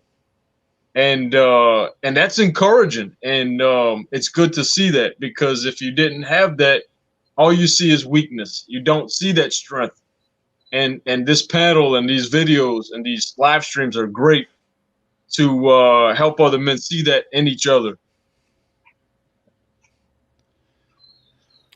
I'm going to put the StreamYard live chat link. I don't know if I can do it. I don't know if one of you guys can. For some reason, I'm not even able to comment on my own channel right now. Oh yeah, I'm YouTube still using my other channel to make comments. I don't know if you guys noticed that. Can you I'll see if I can throw it up real quick. Yeah, they're like, it seems like they're hitting you pretty hard with that. So, So if anybody's out there, we've got a few people in the live chat. If you want to come on and we want to stay on topic for sure about what Ivan was talking about, and any comments or questions about what Ivan had spoke about, we'll bring you on the live stream. well, I wanted to kind of share this because I thought this was pretty amazing, right? But we were talking about that bond and that sort of stuff. I remember, so my wife called in to talk to Jesse on his show. This was several months ago, and this blew my mind because I went and I re-listened to it recently, and after like it had happened months ago, and I was blown away because I was like, because one of the things that he said, because she was like, because I can't remember who brought it up. Somebody brought up the marriage and stuff, and she's like, and at the time, we weren't married or anything, and we weren't sure, and she was like, well, I don't know who we would bring to the wedding. And because like we don't really have any like friends or any family we'd want to invite to a wedding or anything like that. Or like I don't even know if it would be possible. And Jesse said, he said, "Good, you're blessed." And I think somebody else said, "Invite God to the wedding" or something like that. And then he said this amazing thing. He was like, "This is great because amazing, yeah." He's like, you're going to like what happens is you wake up and then you're gonna lose all your friends. You're gonna lose a lot, chances are, and then God will give you new friends. Mm-hmm. And that's essentially what he said. And I was like, wow, that's amazing. And then, but it didn't really hit me until now, because then I can't remember when that was. I think that was in August, and then Halloween night was the stream that was on here, and then me and Man just happened to join on that night. We were both available. It was just so miraculous, and kind of, yeah, you think of the improbability of everything falling the way it did, and here we are. Mm-hmm. Well, Yeah, my what's up, dude? That's link is not going in. My link is not going in. Your link is not going in here. Let me see if I can. I just put it on the chat too, by the way. I don't know if anybody can see that. I don't see it. I don't see it either. Yeah. Let me try doing it on the Gonzo School thing. Where's the? Actually, Yeah, that Halloween stream that I first got on Tony's channel with Gonzo. Gonzo was just a talking avatar. He didn't have a face. It's true. It's true. Yeah. I was just a little icon.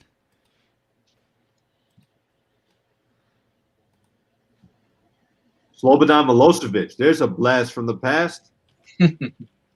Here. Can you guys see that? Does God love furries? I would say yes. Yeah, I don't think God hates anybody. Does God hate? No. Yeah. No hate. You know, I figured I think this would be a good question for Jesse, but I wanted to throw this at y'all as well. Is joy a gift from God or a tool of Satan? It's a gift. I would think it's a gift. What was the question? Is joy a gift from God or a tool of Satan? It's actually a fruit of the spirit, so it's from God. Yeah. I would agree. If I'm joyful every day for the most part. I have joy. My strength. Sure, yeah. The fullness of joy. But, obviously that's a deeper question. So, let's see if we can answer that a little bit more focused. I would say this, though. I would say joy is from God. Happiness can be from Satan, per se, right? Happiness is a fleeting emotion. So what's the distinction other than that it's fleeting? Joy to me is something that's more it dwells with you even in good times and bad times. You can still have joy or peace, per se. Whereas happiness to me would be like, I'm happy when, I sit down and smoke a cigar or enjoy a steak. I'm happy. But the minute it's over, the minute the moment has passed, then what, right? Is the happiness gone? Well, then you revert back to joy or gratitude, per se. So if that makes any sense. Yeah. That's how I would, yeah. Well, the reason why I phrase it that way too is because I think for a lot of people, they feel that rush and they feel happy or they feel joy, whatever it may be, and then it dissipates. Mm-hmm. And then they're right back in the darkness again. And it's that build up that lets you fall down even harder. We, real quick, we talked about God hating things. I just did a quick Google search and I found 15 Bible verses where it talks about God hating things and in some cases people. And, we shouldn't just glance over those things. We should read them and talk about them if indeed we want to discover, right? Because obviously, you can't read the scripture and just take one verse and then build a theology on it. You have to know the whole thing about it. But for instance, one scripture says, for just as is written, Jacob I have loved, but Esau I have hated. Mm-hmm.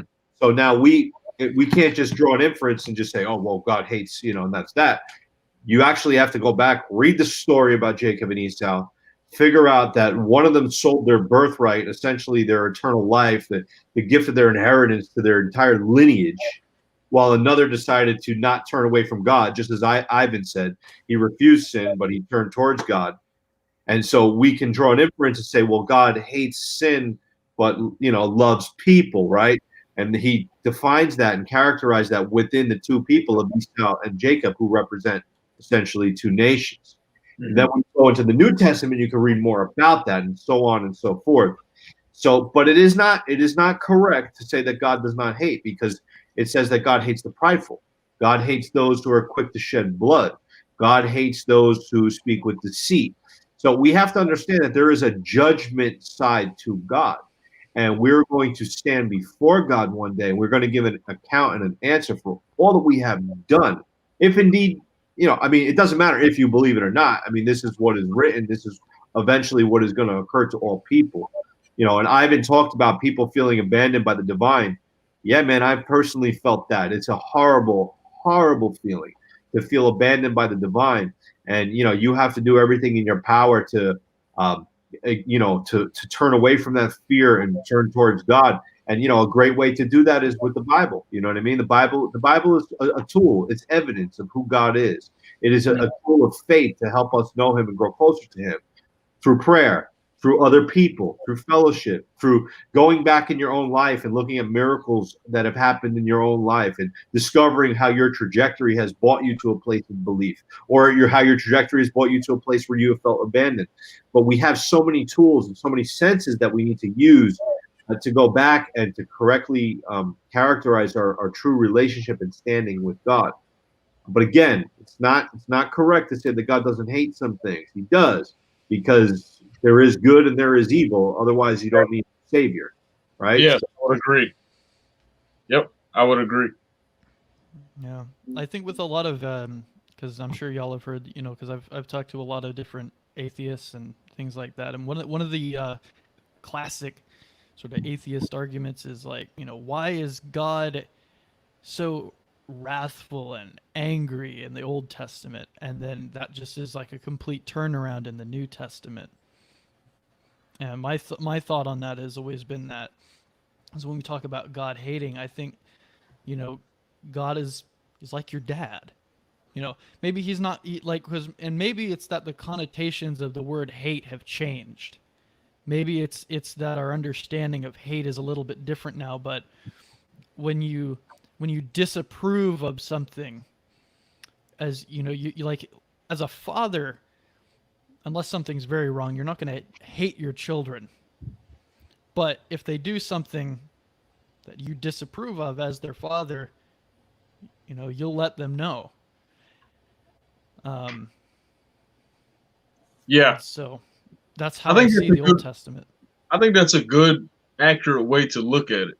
To look at God, to view God as a father figure, a spiritual father. Well, no question. Yeah. We are the very reflection of who he is, and the fact of the family unit is a reflection of who he is. I mean, the scripture even says that every family on earth and in heaven is named, right? Mm-hmm. So being that we have to understand this too. All races of people, male and female, all cultures, all together combined represent who God is in his likeness and his image. Nobody has a patent on God. God is defined in humanity. So in the structures of humanity, we have family. We like to have fun. We like to play games. We like to enjoy each other's company and fellowship and all the good things that are expressed in our character. This is who God is, expressing his character in us. All the systems of this world that represent goodness represent who God is. The systems of the world that represent, not good, darkness and whatnot, represent our choice of free will as his beings, choosing, evil over good, or choosing darkness over light, right? So I can tell you from being a father, there's so many times that I have put my children to bed and I have just discovered revelations and realized things in that very moment in time, just inside of the lives of my children, inside of our discussion, praying over them, just calling forth their gifts, telling them, the gifts that I see in them, telling them, how they're made in God's image and these great things that they have. And all of a sudden it's like I'm pouring water on my own head of God's goodness. So God's very nucleus is family. In fact, the Trinity, who is Father, Son, and Holy Spirit, is a family. It's a family unit.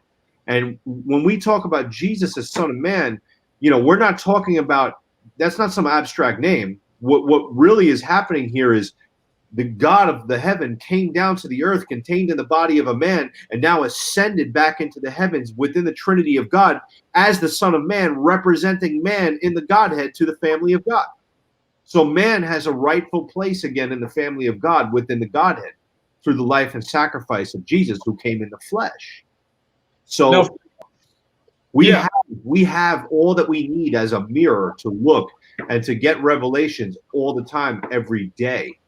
And you know, somebody like Ivan that was just here has spent a lifetime, obviously, looking in that mirror and discovering things. He's a testament to what can be discovered with the faculties that you have, your mind. You know, he doesn't have his ears anymore; he can't hear, but everything else that he has become enhanced because he has searched for that and he has found it. And he wouldn't have been able to find that had he not, you know, been in, you know, to that level. I would say it's apparent that he has a very solid relationship with his creator. There's no question, because the things that he says are infinitely powerful. You know? Yeah. Frank, I'd like to get your input on this. Let me pause you 1 second. I think the live link is working. Is there any way one of you guys can check that out? You can see it? I can see it. I can. Yeah. And it looks correct. Normally I put it on my phone. Let's I want to bring in somebody real quick. I want to bring in Jonathan Mitchell. Okay, you guys remember Jonathan Mitchell? Yeah. Let's bring him in and we'll talk to him for a few minutes and see how he's doing tonight. All right. Jonathan Mitchell, how are you? Hello. To see you again. Good. What's up, man? What's up? What's up, Jonathan? And we're going to bring in Anthony too. There he is. There he is. Hello. The man. I've got a couple quick questions. First for Jonathan. Jonathan, did you get a chance to watch Ivan live? Ivan Throne? No. No, you didn't catch him? Okay. Let me get Anthony's take on Ivan. And Anthony, let me ask you a question. Did you read The 9 Laws? Have you read his book? Or have you met Ivan? I haven't. This is my first introduction tonight. I didn't even see your last interview with him, but yeah, it seems pretty good. Good guy. Yeah. Interesting. Yeah. Yeah. Yeah. And yeah, I like his. Go ahead and give us a synopsis of what you learned or what you thought of his. I like it. I like his take. I don't know if I want to call him teachings, but his Frank, what would be a good word for what Ivan? I mean, what do you call that? His nuggets of wisdom tonight. His style. His style, yeah. So yeah. I'd like Anthony. Anthony, I want your viewpoint on Ivan. Yeah, I like him. I like you know, I know he can't hear, but his voice is really it's distinct. So whatever he says, it sounds really important, right? But you know, so that's cool. But yeah, you know, he sounds like a ball buster just like me, man. He just like, you know, he's more eloquent than me, but he really you know, he breaks it down like that in a real world way. And you know, he's telling you the truth. It's like, hey, you got to fight. You have to fight for the truth. You got to know the truth and all that. And it has to be real in your life.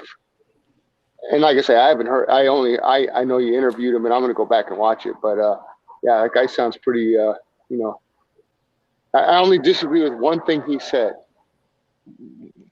He said Jesus was a son of a bitch. I can't agree with that. Can't agree with that. He was a tough guy. I'll say that. He was a tough guy. I won't say he was a son of a bitch. What did he say? I think you misheard him. He said he was one tough son of a bitch. That's what he said. He said he was one tough son of a bitch.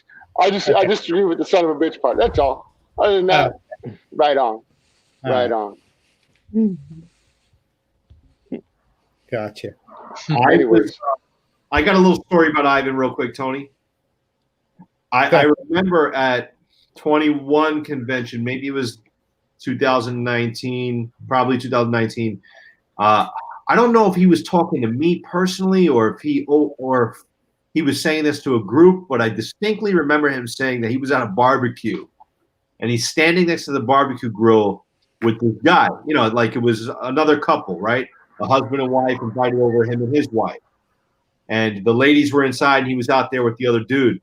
And he basically says to the other dude, he's like, he picks up the knife as the guy's carving. He goes, have you ever thought of carving up a human being or something like this? He talked about in a very detailed way about, you know, carving somebody up. And the guy was like, no, I never thought of that. The guy, do you know the guy went and told his wife, who then went and told Ivan's wife? It was like, his wife's like, why would you say that to him? He's like, it was a thought. It was a question that I had. I just didn't think anything of it. And the whole point of the story was that Ivan wasn't saying it in a matter of being grotesque or anything like that. It was just conversation from a philosophical mind, right? And the way that people think today, they can't even have that conversation anymore. Right. You know? Well, there's a reason why his name is the Dark Triad Man. Right. Gonzo, you're our fact checker. What, for anybody that doesn't know what the Dark Triad is? Yeah, I'll see if I can off the top of my head. There's Dark Triad. God, what's the word I'm looking for? Traits in people. Mm-hmm. Now, there's a difference that somebody basically. I mean, a Dark Triad person. It comes from psychology. Yeah, it does. That's where it comes from. But it's basically the ability to hurt somebody without remorse. It's not that you don't feel it, but you could hurt somebody for the right reasons and walk. That's one of the traits of the Dark Triad. Is that actually a character profile? Is that what that is? Character profile. Well, yeah. Well, Yeah. I don't remember what it's a combination of personality tests, and I think they just and I think I've got it's not a sociopath but a psychopath. Yes, it's a psychopathy, and then Machiavellianism. Yeah.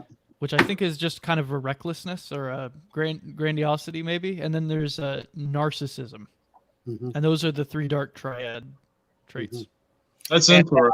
And then basically, I mean, Ivan has, because he has taken that name, or that name was bestowed on him, we'll say, but he's used those traits in a good way, not in a bad way. He's very giving. Yeah, that's the difference. Regulation. He talks about regulation. Yeah, I don't think he actually has those traits. Someone just assigned it to him. I can tell you that I spent a lot of time with Ivan, and I do not question the fact that what Ivan says, Ivan would do, period. And that's because I have a personal relationship with Ivan. Again, he's like a brother. Well, So when you know somebody, you know somebody. When I asked him in the last interview, and I asked him about weak men and a couple other things, but like he said, what a great time to be a man. Mm-hmm. Basically, you want to test yourself? What a better time. You have it right now. He also said we're living in the greatest times on earth right now. I mean, we are. Think about what he said, how, you could go back and you could go on who knew that you could go on a computer, get all the information that you needed. With a click of a button. You could end the world with a click of a button. Mm-hmm. So we're living in the greatest times. Yeah. And I think the reality is that most men don't or underestimate the power that every man has individually. I think we underestimate what we can do, where we can go, how we can be. And you're not being a narcissist. You're being a man, and that's plain and simple. Yeah, and we're trying to bring that out of every man. We're trying to bring that out of them and show them that they have that. You know? Yeah. I would say. Yeah. Well, and I mean to talk about the dark triad for a minute, because this is what blew my mind about Ivan's talk, and I can't remember which one it is. It's I think on 21 Studios it's called like being an unordinary man or something like that. I remember he opens up talking about that story about the knife and telling the young man about the knife. If you want to throw the link in the live chat, that would, if you can. Yeah, I'll see if I can. I'll fact check the link on that one. I'll see if I can get it. But so glad you found that link. You have no idea. I will. Yeah, I will. Put that find out there, please. But yeah, what blew my mind hearing about hearing him talk was that, you know, when people think of the dark triad in psychology, you know, those are things that I think people just react negatively to. Like they're like, I don't want any of that in my psyche. I don't want any of that in my behavior. I don't want to be anywhere near that, because those things are nothing but bad. And what Ivan says is that those things have utility, which is just completely backwards, but also I can't disagree at all. I think it's 100% true. There is a level of having to look at a situation and be cold and detached from it, in a sense. No. Yeah, that was the question I was gonna ask Frank when it came to God, is why is weakness, why is spirituality and weakness, like weakness and spirituality, brought together and glorified? Why is spirituality associated with weakness now? Well, Feminism. Say again? Who brings you that message? Right. I wrote down loosely a quote that Ivan said, and basically what he said is the images that you're receiving, the things that you're being presented to, you have to question who are those that are presenting them to you, and how do they stand to benefit by maintaining power and presenting those images to you. So we receive the image of spirituality and weakness coming together in one, but in reality, if you go into the scriptures and you read the story of David and Goliath, he went and killed the giant because God had prepared him to kill the giant, and killing the lion and killing the bear, and in training his hand and training his mind with his slingshot and everything else. And then not only that, but then he went and cut the giant's head off with a sword and marched 7 miles back to Jerusalem to the mountain of Golgotha and buried his head in the mountain. So I mean, this is a warrior, okay? Yeah. And spiritually speaking, we are to become warriors. So to answer your question directly, I'll just reference Ivan again, because you know we had him on here tonight. He's given us the answer. It's because the powers that be benefit from having you weak, so that they can further get into your pocketbook, or you know whoever's making the consumer decision pocketbook and everything else. They don't want strong men anymore, and you know that. Because you bind the strong. Remember, Jesus said, if you want to pillage the house, you bind the strong man. Then you can take his seat. If the strong man's on guard, you're not breaking in. That's what he said. And I feel like we hear more growing up about spirituality and how to live according to God from our mothers more than we do from our fathers. And that is a problem. We need to hear how to live godly from our fathers, and less from our mothers, but more from our fathers. And I would like to sort of tie it all together is men need to take back Christianity. Men need to take back the church. Because you have young men turning away, like I did. This is personal to me. I turned away from God because it didn't resonate with me. I saw it in a weak light. I saw it in a feminine light. Whereas, you know, like the whole let's sing Kumbaya and Jesus loves us kind of thing. And it's like, and follow the rules and be submissive and be obedient. And it was just like, nah, that's not for me. I'm going to go follow my own masculinity. Then I had the revelation. It's like, wait a second. There's an order of God, but I had to come to that on my own, not from what my mom had taught me growing up. So fathers and men need to start talking more about these things, in my opinion, and that would deter a lot of men turning from their spirit, their godly spirit, which I believe is natural to them. If that makes sense. Where do you think that starts, Tony? Where do I think that starts? Yeah. I think it starts at home. I think it starts with the family. It starts with the man. Plain and simple. I grew to be very repulsed by the idea of Christianity and godliness, and I would turn to other forms of spirituality, but it was ego based. It wasn't, truth, godly spirit based. It was ego based, and but the spirit, the godly based aspect of it, I grew to resent and to be repulsed by it because it had been so weakened and feminized from my root. Now I did have other elements of true godliness around me, but the root of it was corrupted, and that's why I turned from it. Let me ask you guys a question. I've got a few pet peeves, and one of them, when somebody says, I'm like, do you believe in God? But and everybody's been down this road, and they'll say, no, I'm spiritual. What does that mean? That to me is a cop-out. It's a failure. It means they don't want to subscribe to what they have seen as an example of God. Now, the answer to that, Tony, is how does a man become an accurate representation of God so that they can have that conversation? Is by recognizing that God is the head of every man, that Jesus is the head of every man. And if you walk, and that's scripture, and if you walk around with the realization that Jesus is the head of every man, and you being a man, that's you, and then therefore Jesus is the head of the church, then you start to get out of that identity crisis and people start to come back into their natural order of things and roles.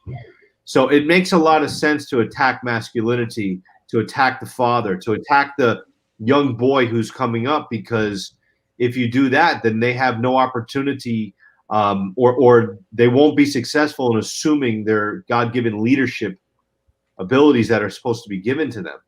Because evil will prevail because of that. Not ultimately, but temporarily, evil will prevail based off of what you just said. Yeah. You bind the strong man. So the way above that is to realize that Jesus is the head of every man. And then when you realize that Jesus is the head of every man, you being a man, then you begin to walk on assignment. Realize that God awoken you for this day for an assignment, and that he is your mind, he is who you are. Therefore, don't make decisions outside of that reality, and then you'll be successful because your steps will be ordered, right? I mean, theologically speaking, yes, that's good theology. It's a matter of, like Ivan said, sin is turning away from the divine and turning on to your own vices, right? So making the choice continuously to turn away from sin and towards the fact that Jesus is the head of every man, dude, we will become everything we were supposed to be. Point blank. Yeah. And we'll be worth following, meaning your sons will follow you. Your daughters will follow you and respect you. Your daughters will look for men like you. Other men will want to come. Like, who here wouldn't want to spend an hour alone with Ivan, right? Because you respect him. You know that hour won't be wasted time. Be that kind of man in your own right, because God has given you the calling for a very specific thing, a very specific purpose, a very specific type of wisdom he has given to you. And by recognizing that the Lord is your head, you'll walk into that reality, and then you will leave people better off than you found them every time. And agreed. Yep. You couldn't say it any better. And we're just talking, just having a conversation. Yeah.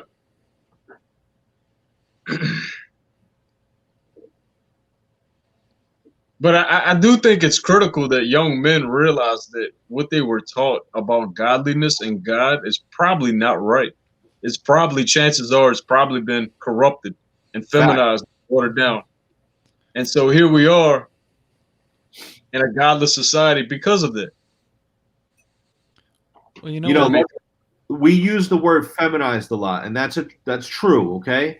But let us remember too that it was men that caused that reality. Sure, the true reality is westernized, because westernization. There was a movie on HBO. It was called John Adams. It was a series, and John Adams was a diplomat for the United States before he ended up becoming president. And he went to France to try to ask the French to join the war with us, and they were all living this crazy luxurious lifestyle. The men were wearing makeup. They were dressed in these wild clothes with long hair, and they were having these orgies, and they were living a life of just absolute lavaciousness. It was crazy. And they sit down with John Adams at the dignitary table, and they're eating together, and they look at him as if he's a peasant. And he says to them, he says, "Gentlemen, I study war and strategy so that my children may study mathematics and science, and so that their children may study music and the arts." He goes, "Do not look down on me. We are just in different places at different times." So, we have to recognize, that where we are as a society today is where France was when we were trying to find out revolution. Understand? Mm-hmm. And when we were willing to dig into the trenches to fight our battles with no shoes on our feet. Go read about the Battle of Trenton. George Washington's soldiers were marching through the snow. Their feet were bleeding, blistered cold, and yet they went and they brought the fight to the enemy, who was the oppressor. Okay? That's the fight that we are finding ourselves in again. And we are surrounded by people like, that generation of the French, dignitaries as they were. And we're asking them to help us. Oh, please help us to change our society. They can't help us. They caused it. When I say they, again, I mean westernization. I mean the whole idea of living this lascivious lifestyle of overwhelming prosperity and opportunity at every corner. I mean, we are due for like a major cleansing on this planet. We are due for a World War II style event. We are due for a Spanish flu style event that kills 50 million people. Like, we are due for something like this to happen so that people's perspective and reality shifts back to saying, oh yeah, life is precious. We should do a better job of taking care of it. And we should do a better job of raising up our generation behind us so that they can be equipped to deal with the dangers that, lie and lurk around us. Mm-hmm. So feminization is a problem. Major problem, but it was only allowed to exist because it was a tool. It was a tool used by weak men so that they can maintain their elite status over men who are willing to fight for it. And essentially, they wanted to take the fight away from men. They didn't want men fighting wars anymore or shedding blood. They wanted to level the playing field so that no, you can't use your brute strength. You have to play by these rules in this court of law. And in this court of law, you can't win through reasoning and logic. It doesn't work that way. So and I think that's what Ivan was touching on, is when you have that nature to be like, wait a second, no, like I stick to my values, I stick to my beliefs. And you can't, I'm a free man.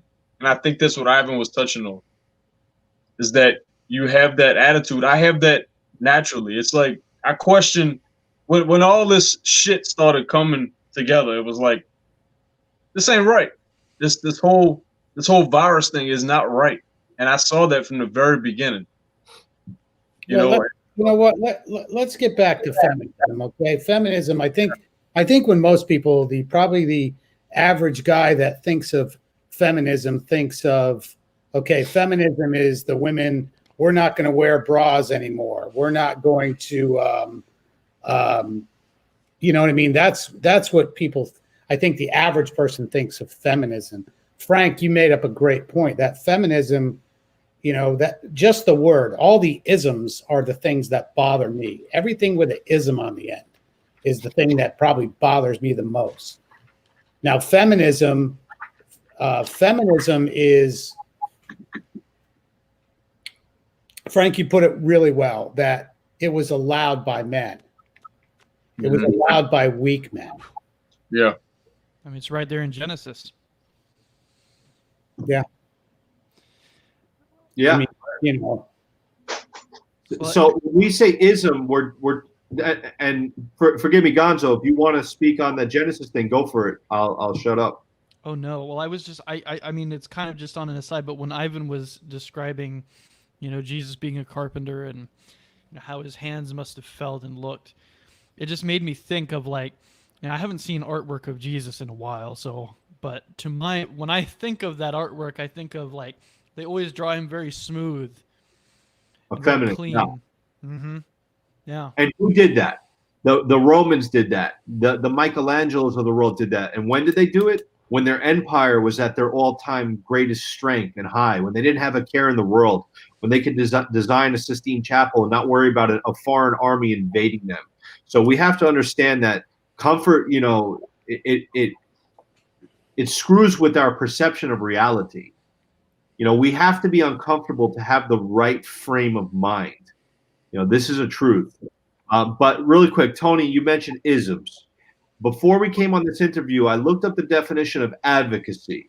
Okay, I wanted to look up the actual Webster's definition of advocacy.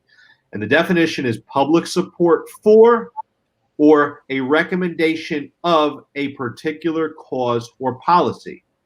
The profession of work of a legal advocate. So that is what advocacy is. So when we say feminism, or we say these isms that are out there, it doesn't fall under the definition of advocacy, because advocacy is a good thing. It's a recommendation or a call to attention to a particular cause. But a lot of these isms are basically a militant movement designed to not promote equality, but to promote supremacy. And people. Frank, that's a great way to put it, man. That was beautifully said. Yeah. And I'm not saying that there are not people who do, within the context of feminism or within the context of certain isms, have the idea not to be supreme over somebody.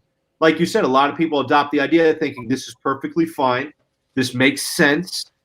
We need to make strides in this direction so that people can have more opportunity. And I think probably most people who subscribe to these kinds of views probably are that middle of the road, moderate type of people.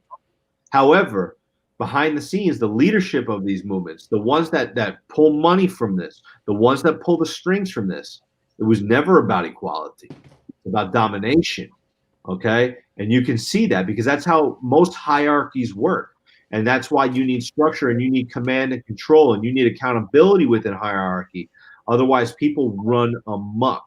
So we have to be really wise in the days ahead, because everybody has an angle of advocacy, or everybody has a lobby that they're working for. And if everybody achieves the total and complete aim of their lobby, then somebody's left without.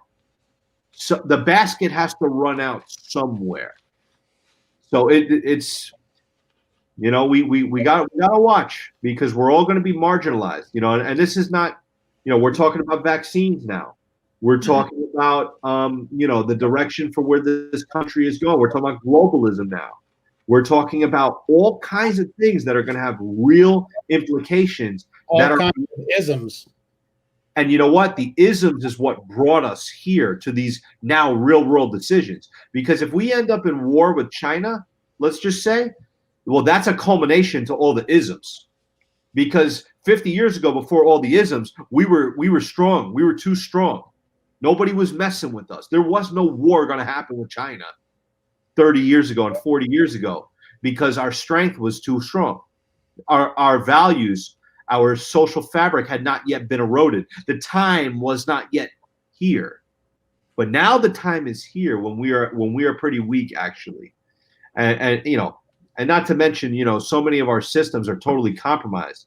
Chinese computer chips in our military equipment and so on and so forth.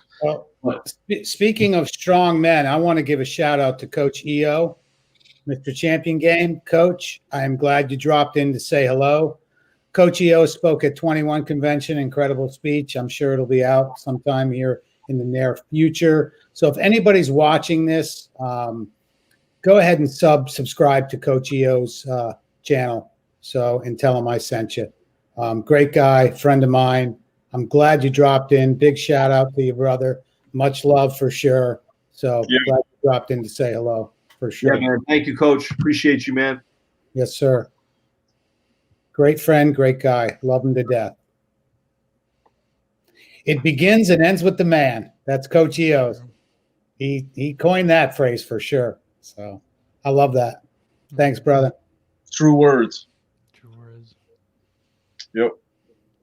And I love hearing everybody's perspective and like just everybody's style, you know, at 21 and you know, like the conversations we have on here. I just appreciate the diversity. You know, it just kind of makes it all the more absurd when people say things like, oh, you know, like in the publishing industry, they say things like, oh, why would we publish an anthology written by a bunch of straight white men like they're all the same or something? And then, you know, you just look and it's like there's so much diversity everywhere. Are you kidding me?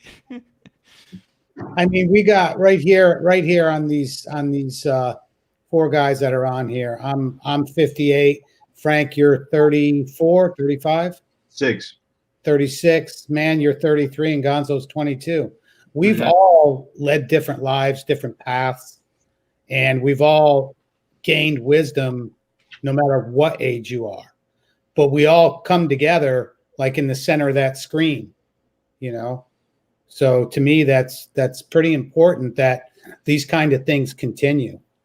It's real important to, you know, bounce things off each other, to, you know, to find a different perspective. Frank's going to have a different perspective on, you know, say we're talking about, it could be something like hunting or, you know, you're going to have a different perspective on that. Frank, Man's going to have a different perspective. Gonzo's going to have it, but it's going to be from your experience where you get that perspective, you know? Yeah.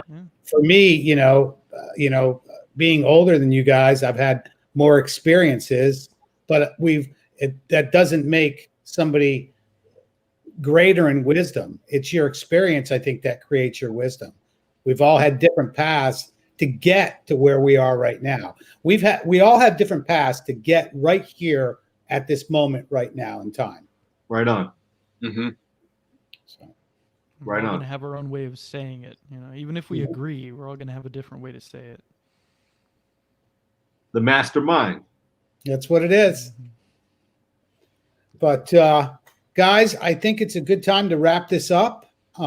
If you guys want to stay on for an after party for a few minutes, I'm going to go ahead and let everybody know that you can find me. I want you to go ahead and like this video, subscribe to my channel, hit that notification bell. There's going to be a lot more coming up. I appreciate everybody that jumped in the chat tonight, everybody who's watching this as a replay. I appreciate all of you.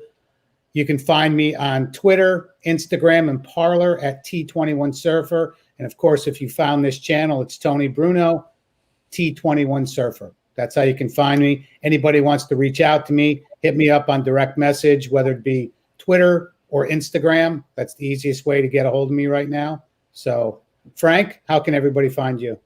Yeah, man. Appreciate being here with you, man. It's been awesome. You guys can find Appreciate you, man. Thanks, bro. And you know, I'm a little bit under the weather today, but you know, we'll get through it. Anyway, you can find me on YouTube, Frank Pesci. I have a channel. I have, you know, not too many subscribers, but you know, it's a platform I'm trying to work on there. So see if you can find me on that. I have your link in the description of this video already. Thank you. Yeah. Also, my name, just as it appears here on the screen, I'm on Instagram and Twitter, just like that. Hit me up. Shoot me a follow, send me a DM. If I could be helpful to you in any way, I would love to do just that. So appreciate you. And I will say that, Frank, you guys can be very helpful, especially if, you know, I know him personally, intelligent guy, great guy, had many conversations with him. So, yeah, any of us you want to hit up, man, how can people find you? I just wanted to say, I would imagine Frank has a lot of wisdom when it comes to fatherhood as well. And I agree and enjoyed a lot of the things that he talks about in that regard. You can find me at Primal Man on YouTube, and we're bringing a lot of fire with Gonzo lately, and I might have Tony on one day, I might have Frank on one day. Who knows? Awesome. I have a lot of ideas, and we'll be bringing that to you soon. And Mantidote, as you see in my name down here, is my Instagram name, and you can find me on IG there at Mantidote. And I'll pass it on to Gonzo. Yeah, assuming I haven't been banned, you can find me on YouTube at Gonzo School. And you can find, assuming I'm having a little bit of technical difficulties with the website, but you can find gonzoschool.com. That's where you're going to find all the socials, and I'm on Twitter and Parler, and if you like short stories and fiction and artwork and that kind of stuff, you can check out midnightauthor.com. That's my art brand. So Awesome. Yeah. Well, I'm gonna leave you all guys with something that Ivan says, and I love this. It's much love, honor, and respect. We'll take it. Guys, Yeah. thank you for being on here tonight. And Ivan Throne, I thank you also. All right. Thank you. Thank you, guys. Have a good night. incredible time. Yes.